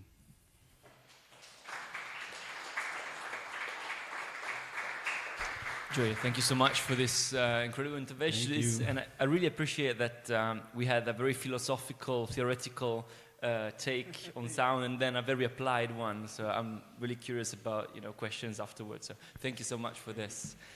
And last but not least, I welcome Florian. Really happy that he's here. He risked being arrested by the army last night while doing a performance in the square. So I'm glad that he's here. So Florian is a sound artist, researcher, and lecturer at the Tangible Music Lab at the University of Art and Design Linz. His artistic practice navigates between site-specific sound installations and spatial sound performances, between space sensing and placemaking. His current artistic dissertation project examines the epistemic dimensions of spatial sound interaction tools. Drawing on contemporary ecosophical concepts, a series of collaborative and spatial instruments are being developed that foster the attunement of human and more than human players. Thank you for being here. The floor is yours. Yeah, thank you, Dario. I'm glad to be here, and I also actually want to thank the organizers to first let me show some of my practice and then talk about it. This is basically something that I really try to start from more the embodied perspective on working with sound. And just a few words about yesterday. True, the police came at some point, and it was a bit wild, but with this piece, actually, I somehow refer to Gordon Monahan's piece, who did the speaker swinging back in the 90s, basically on a stage, and I wanted to go through the different spaces that was mentioned before in the talk of Nikolai, also going from space to space and see them more as a transience or as a transition. And I also want to not forget to mention that this practice is basically about 5,000 years old. If we think of Sufi dance or the dervish, which is also in Turkish called the semazan, and I found out that this is very connected to what I do, because you can translate that term semazan as listening, doing. So it's a practice that really combines these two activities. I'm just giving a bit of a background of my research, which started from working with spatial sound in ambisonics and the question how to interact with it, not on a computer, which is very a disembodied way, I would say, of working with sound. So I started to build these interfaces that you can that are shape changing, that you can compress or squeeze, and I made several, like a series of that of those interfaces, and also placed or allowed the audience to actually be inside of a spherical dome. In that case, consisting of 12 speakers, and it was also assembled in a way that I could put it in a case and travel with it.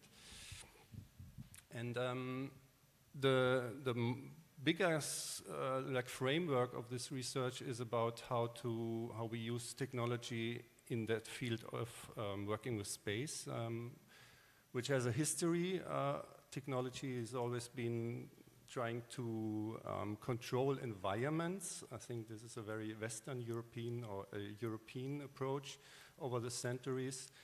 And this has shaped or still shaping the way we use these technologies or the tools that we have, that also build on cybernetics, of course.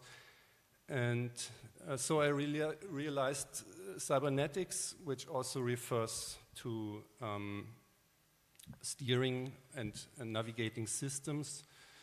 I actually wanted to expand the practice of working with space to an environmental space. So this is why I came to Venice, like also Ramon had his time there. But I'm just starting this, just to give you a bit of an idea.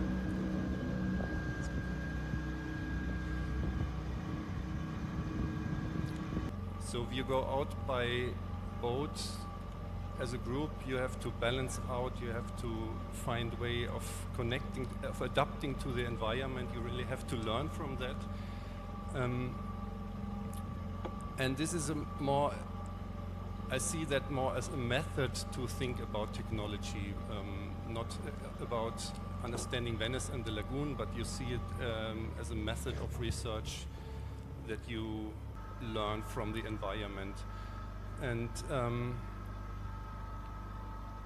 yeah, so this is the Northern Lagoon. I'm just skipping to the next image, which gives you a bit of an idea of like this huge space. And what is also nice about this map, it's from 1932. A lot of things have changed, like this area has been completely changed due to the idea of expanding the industrial area more to the south. So actually you have to tilt it, it's not north, it's like this way. But what is nice about it, that you see the rivers coming in, and you actually experience that there's a constant change in water level, in current, in wind. So you have to kind of implement everything, all these forces into, and respond to it and navigate in that, in this environment.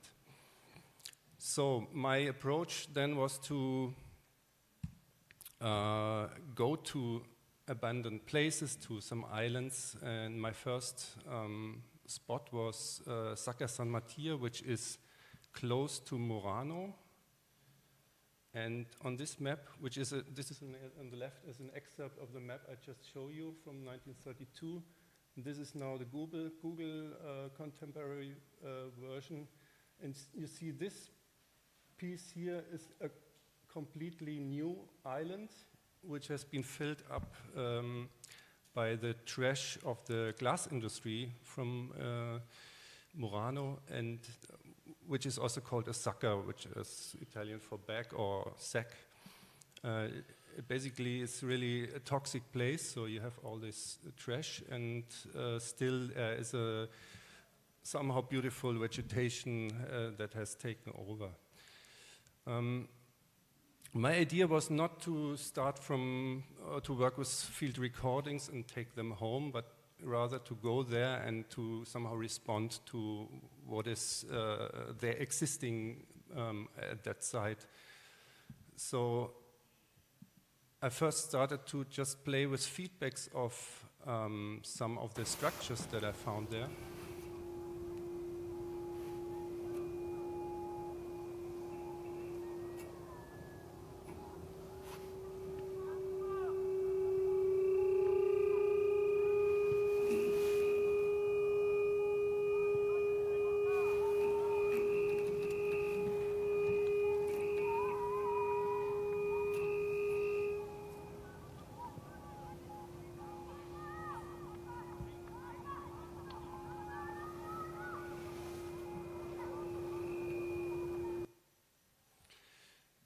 And then transferred this into a basic tensegrity structure that just from the material that I found, like this bamboo, and connected them with wires, and also put a feedback circuit on it. So it was picking up the sound with the contact microphone and playing it back on the structure.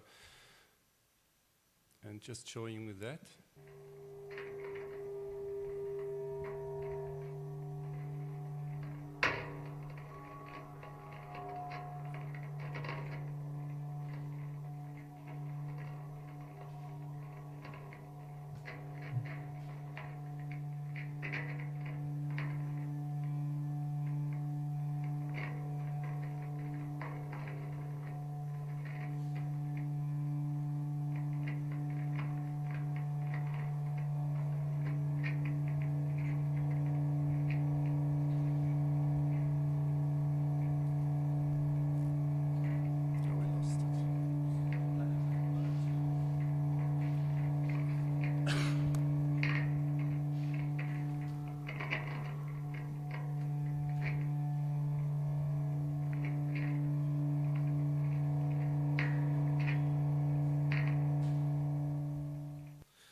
So what happens here is actually you have a feedback which is a kind of an equilibrium, but not in a static sense. So it is, I just found a way to balance it, that it's, it can be disturbed by the force, by external forces, in that case by wind, and then it starts modulating. So I found that particularly interesting, that you have a system which is kind of stable and but it can be disturbed, and seeing feedback as a way, that is self-generating, of course, but still open to external forces. So I returned in May. That was April, like there was still like half winter, and I started to on a bit of a different spot. I started to work with the structures that I found there, and also connected them with wires. Wait.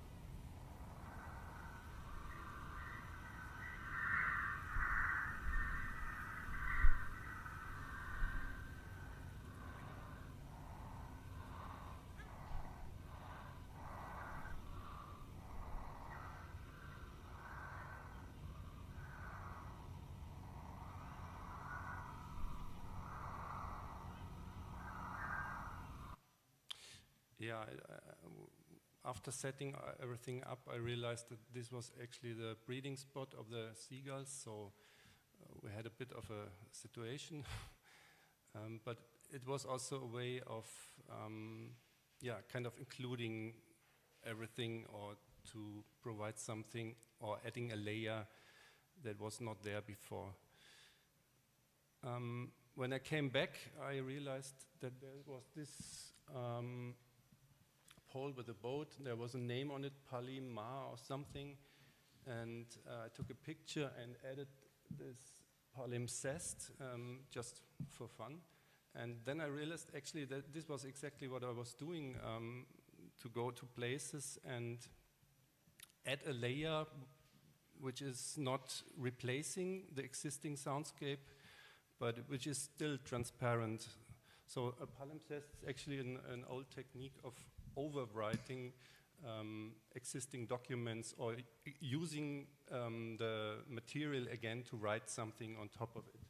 So this is always, you have always these layers of history, let's say. So this was kind of a motive for me to approach these spaces.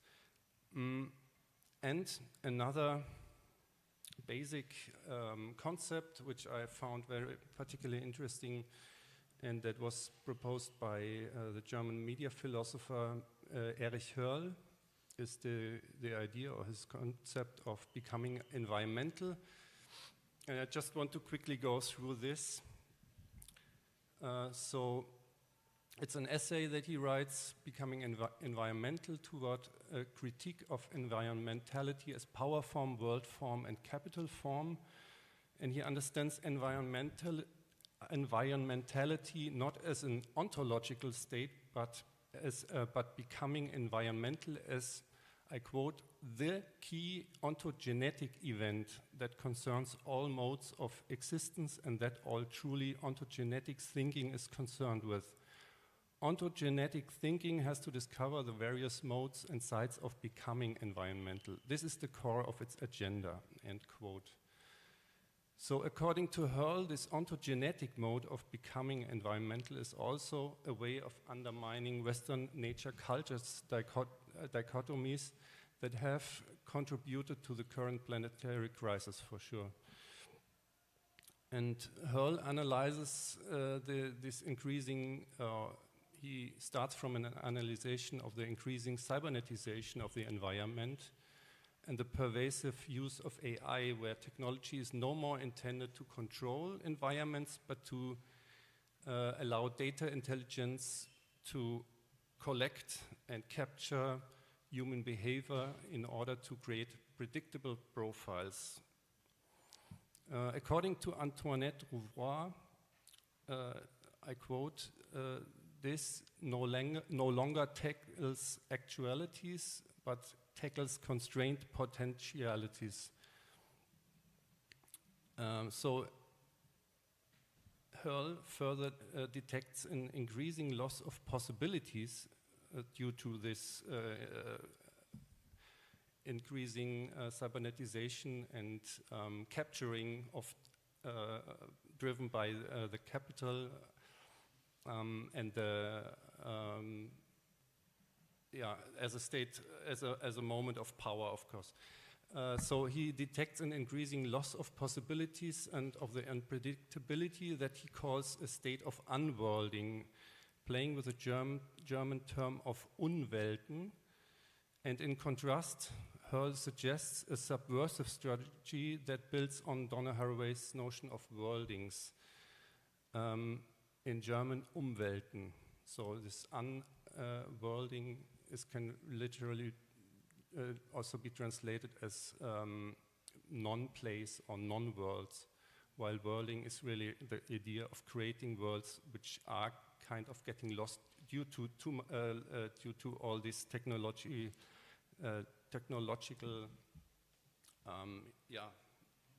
innovations, let's say. And another term he suggests to look at is Donna Haraway's notion of sympoiesis as a making of worlds in a common action. So just to quote Hörl again, if today our key environmentalitarian experience is that of the implementation with full force and on all levels of a new unworlding, then we need a negative dialectical thinking of world-making whose conceptual core could be the speculative category of becoming environmental. So I moved on to a bit further north to also have the chance, I also had the chance to collaborate with Johannes Kiel, a German media artist. We did a piece together that was somehow named Moto Ondoso. It's like ocean swell. And this happened a bit further north, going here, to the island, close to the island of Burano, and more specifically the Isola de Massobeto, which is actually a former military fortress, and which is from 1910 something, But before that, there was an older structure that you still can see here, like this is still shining through, which is from the Napoleonic times. And it's exactly this. So what was also interesting that I just show you a picture of, this is how it looks today. And now it's used as a base, as a scout camp, so you can go there for camping. But what was interesting to me, that also was a monastery before, Santa Euphemia, and we found this in the state archive, like this document. And I had the, even before I had the idea of working with an instrument that is called a tromba marina. So this instrument is also named as the nun's fiddle, because it was a kind of a trumpet. It made trumpet sounds, but it was doing it by vibrating a string and having this bridge that would be rattling.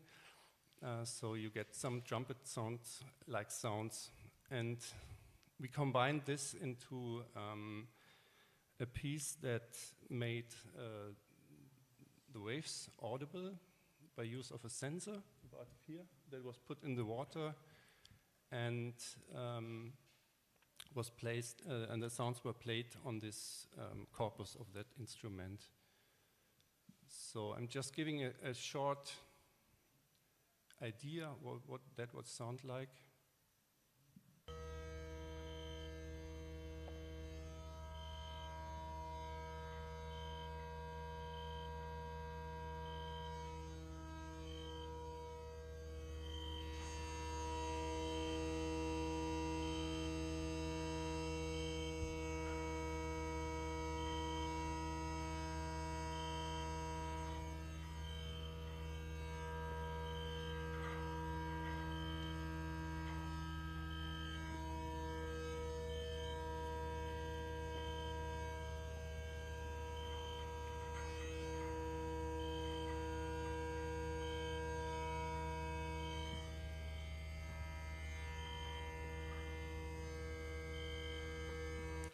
So actually you could just go back here.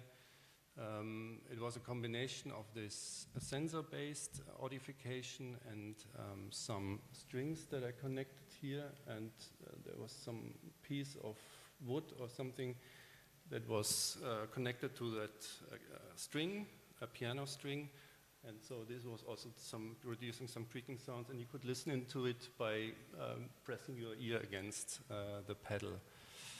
So at some moment the concert stopped because, so we checked everything, but then realized that the sensor was gone. So that was just because we forgot to anchor it properly. So, but this is also something that's not happening when you're in a safe white cube space or whatever. I found that particularly interesting because we were laughing out about that. It's not expected. So we were also then, as a group, invited to show that piece at the Austrian Pavilion this year at the Architecture Biennale. This time we anchored better, and the canal is very close by, so it's really like 20 meters away from the entrance. It was also a way of connecting the different habitats, let's say, and environments from the water to the land, and asking people to help to put the ring into the water, so also a bit of a social action. Yeah, so I'm finished with my talk, and thank you for listening.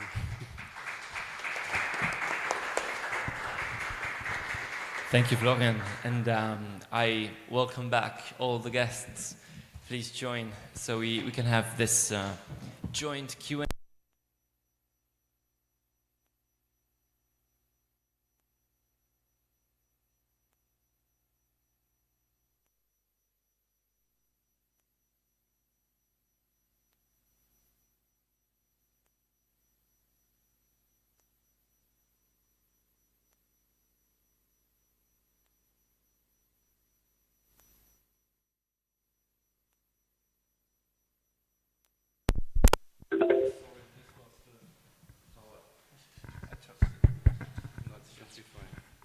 Prova, prova.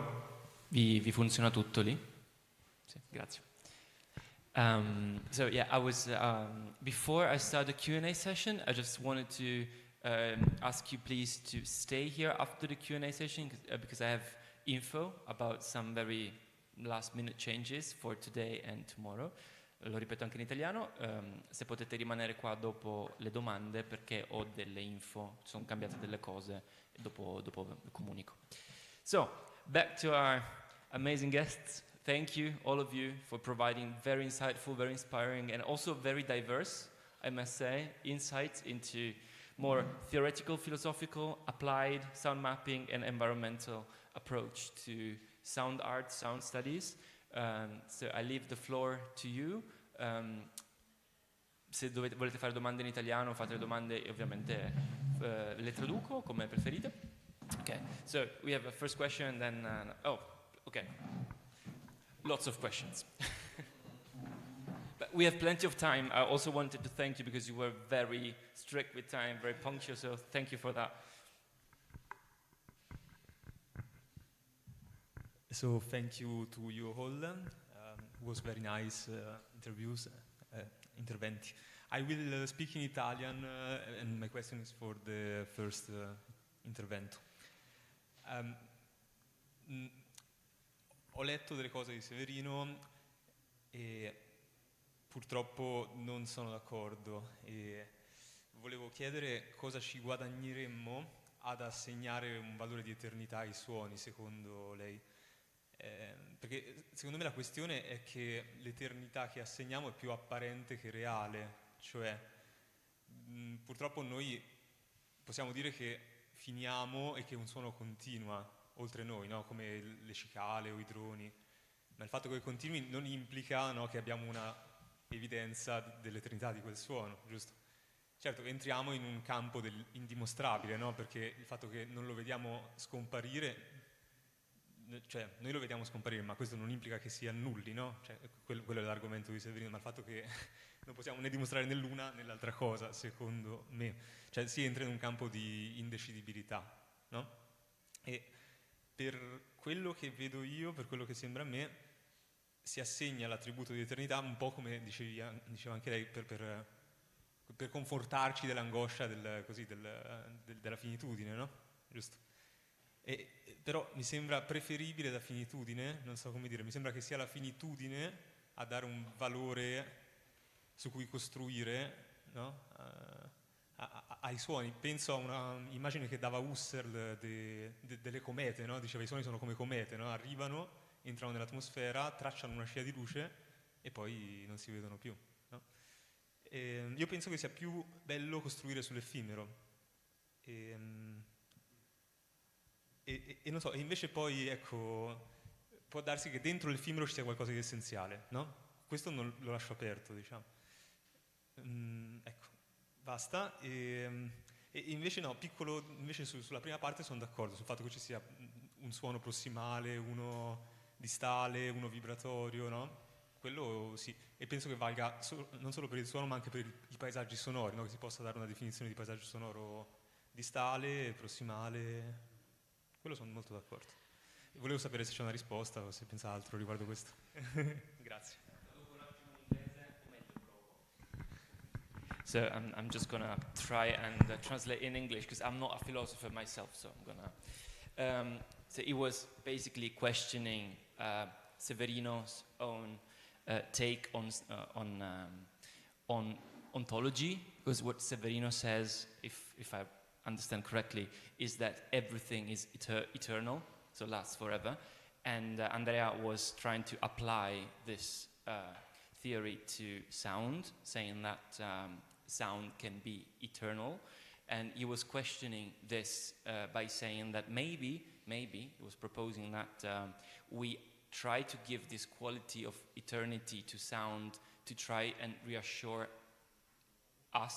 ourselves, because we are finite beings, we are gonna die basically, and so when we try to give sound this eternal quality, we try to reassure us, and he was proposing instead to emphasize the ephemeral, temporary nature of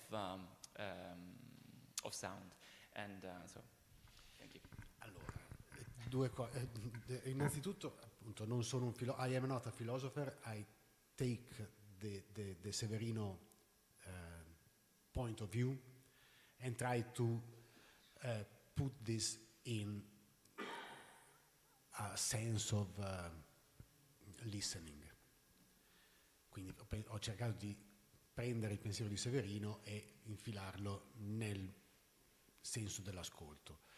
Non ho una risposta a questa cosa perché appunto non sono Severino. Severino sarebbe in grado di rispondere e controbattere il problema, cosa che ha fatto per 50 anni, quindi lascio alla lettura dei libri di Severino. So I said that she criticizes the Severino thought. I am not Severino, so I cannot reply.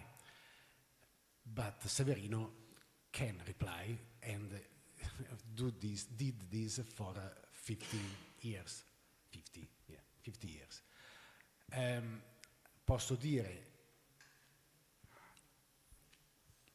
le cose esistono nella nostra esperienza, certo, scompaiono nella nostra esperienza, ma possiamo immaginarle come eterne da un punto di vista ontologico, cioè io sono abbastanza d'accordo col pensiero di Severino, ma più che altro perché mi piace l'idea. Andiamo oltre quello che è l'esperienza. Possiamo farlo col suono? Sì, perché è dentro di me comunque.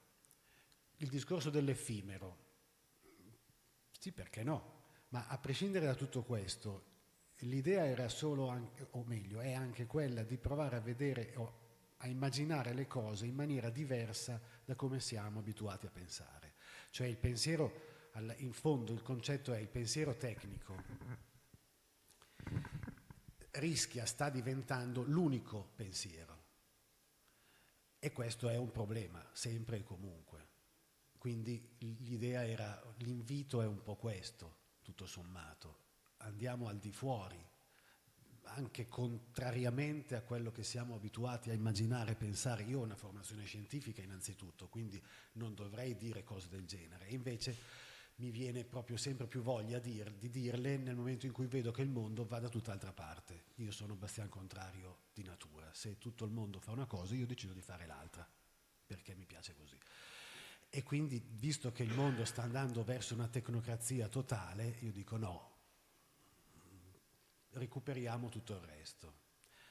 Questa è meglio se la traduci tu perché... So, yeah, it was proposing Severino's theory of eternal quality of sound, less as an ontological truth, so less as it is what sound is, and more as an exercise to try and transcend our own experience. He was arguing that contemporary technocracy of our current society is squeezing us down to our everyday experience. So it was trying to suggest that trying to think of sound as an eternal thing can help us transcend and go beyond this very present-based experience, basically. So. Yes. Sì, va bene. More questions?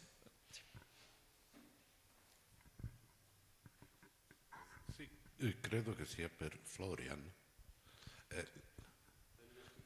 Ok.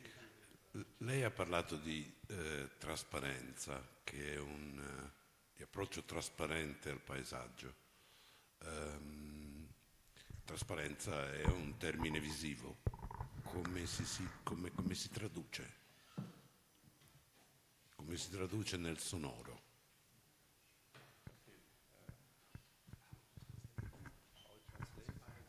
Yeah, he was saying that. Okay, yeah. So maybe I can try and answer. So what was particularly interesting for me that when I went there, I spent a whole day there. I even camped there for a night on this island because actually it's not a camping spot, but I had a tent with me, so I did. And what was interesting that this installation was running, but the soundscape was still there, so it always changed during the day, the run of the day.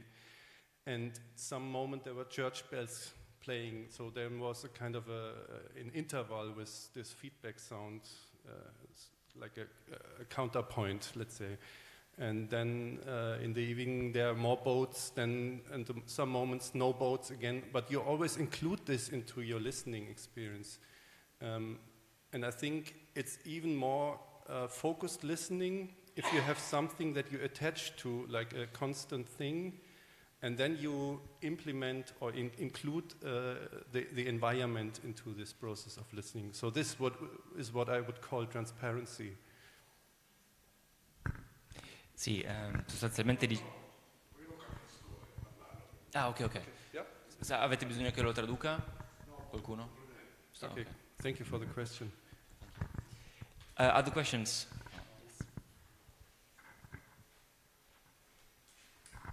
Yeah, maybe another one for Andrea. Just some thoughts, maybe not really a question, but don't you think that there is, beside this eternity of sound, what this philosopher was proposing, and you translate it to sound, and the eternity of sound, and very moments you can only grab sound or hear sound and it disappears again. There is also this concept of like sound that reverbs or fades away, or I mean, if you hear a very impressive sound event, you hear it, you experience it in that very moment, but in your memory it stays for a while, but it also somehow fades away or disappears. So a bit similar, like a sound in a very reverberant space also you can hear for a couple of seconds. I mean, I was once in a space you could hear sounds for nearly 1 minute, so if you're coughing, you hear the sound reverberating for 1 minute, but it's the same, similar things happens also in your mind or in your head. Allora, se ho capito bene, ha chiesto se l'idea del fatto del suono che resta solo nella mia mente, ma poi comunque sparisce anche da lì. È questo che... I just see a parallel between both of them, you know, the concept of sound that fades away. You have it physically in space, in terms of reverb, but you could say even the Big Bang, for example, you're still here today. Sound that fades away, but you have the same thing in your mind or in your impression. If you hear a sound, you hear it very clear in that moment, but at longer it's over as more the memory fades away of how precisely it sounded. Yeah. Stavo facendo questo parallelo tra il riverbero fisico, fenomeni di durata fisica, e come dicevi tu invece nella testa più legati alla memoria, quindi da un lato ci sono dei suoni che riverberano nello spazio e dall'altro invece dei suoni che riverberano nella mente, quali sono, insomma, si può fare un confronto, è più un'osservazione. Infatti non riuscivo a capire dove era the idea of the mind that remember is similar to the idea of the reverb, and are just examples of how to interpret this concept of eternity. So there is no difference if you want. And also I can say that one thing is the physical, one other is what exactly we have.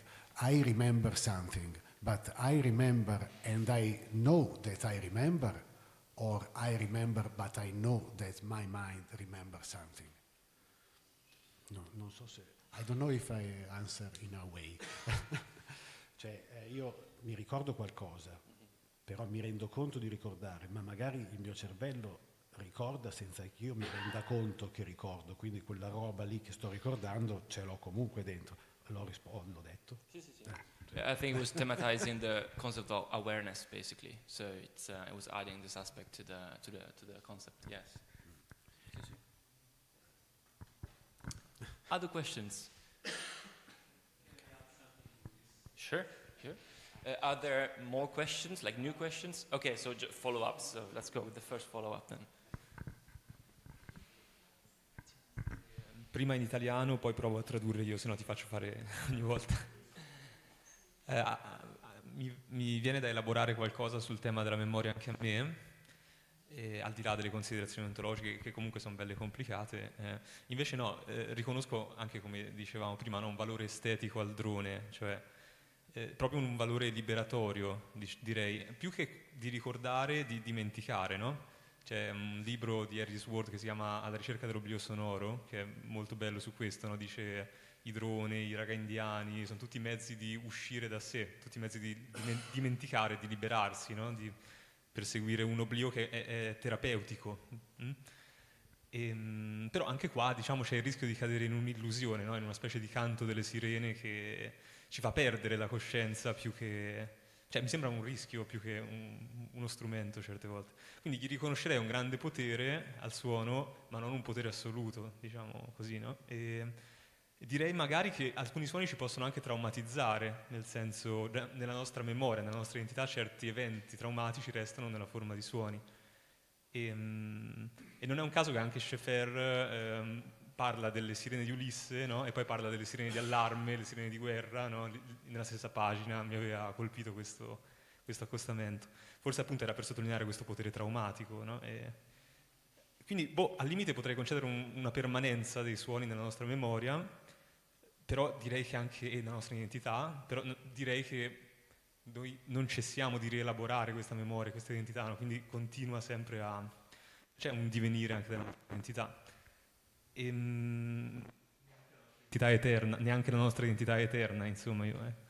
Direi, come chiusura, che più che dare una dimensione eterna ai suoni, gli darei una dimensione spettrale, no? Direi che ci sono e non ci sono, ed è una via che mi piace di più, che è la via di Timothy Morton, no? Per fare un nome di un autore a me caro, ecco. Nel senso che ci sono le cose e c'è il loro vuoto, piuttosto che la loro permanenza eterna. Mi piace di più questo, ecco.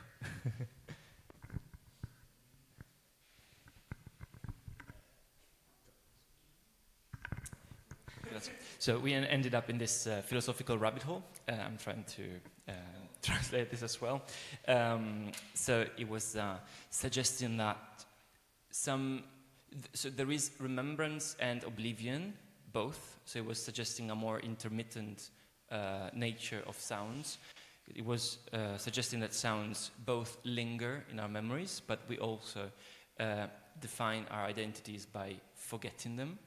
And so it was saying that oblivion, so forgetting, can be also therapeutic, with the risk, though, of losing our own consciousness. And so in soundscapes, he was arguing, there is both permanence and becoming, with a space of silence, like of the absence of sound, basically.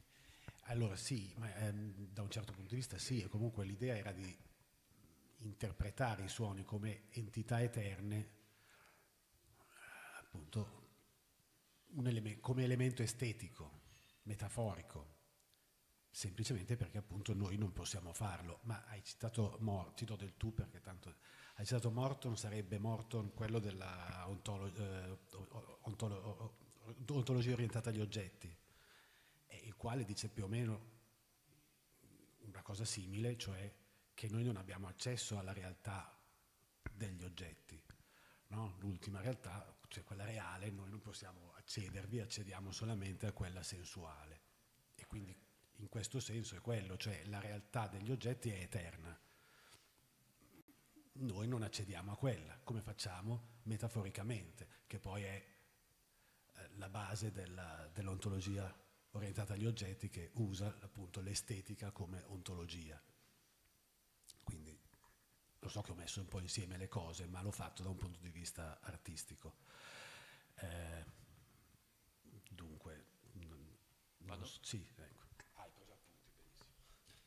So yeah, Andrea was replying that Morton, as a philosopher, argues that we can never really reach the objective reality of things, but we only perceive things, basically, and arts are a way to express this perception.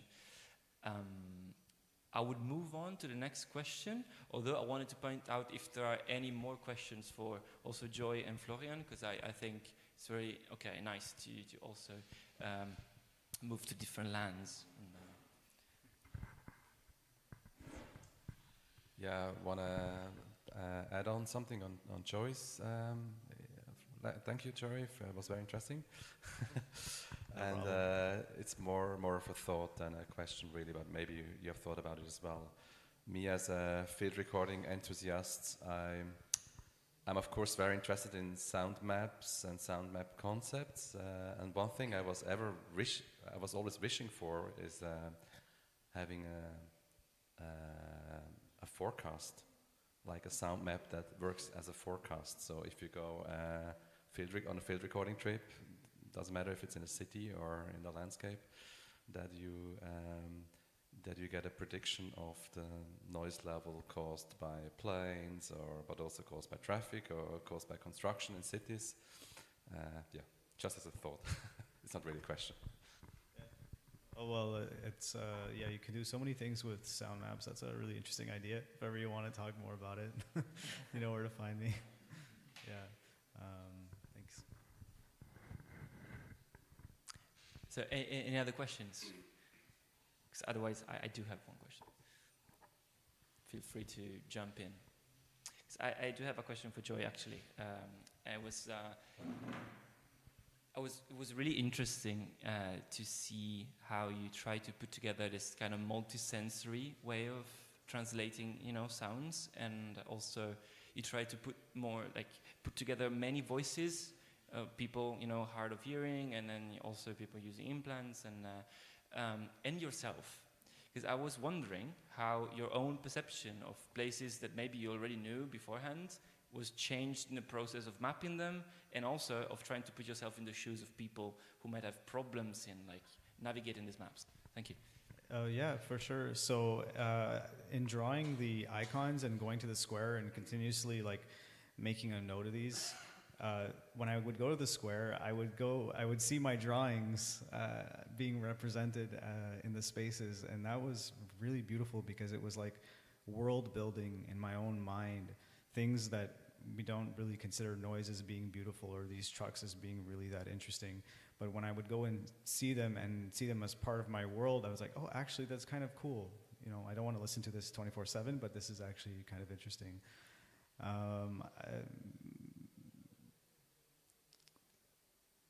Yeah. And I had a bit of an aversion to the way that sound maps are usually portrayed with pins. I really don't like it. I don't like experiencing sound maps like that. And I think part of it is because I need to see color. I need to see vibrancy for something to really stand out to me. So again, part of my own world building involved, how do I want to see the world? Yeah. Awesome, thank you. Any other questions for our guests? Domande di qualunque natura, qualunque tipo. Thank you. So I think we can wrap up, because then we need also the technical equipment. So thank you again. Round of applause. Thank you.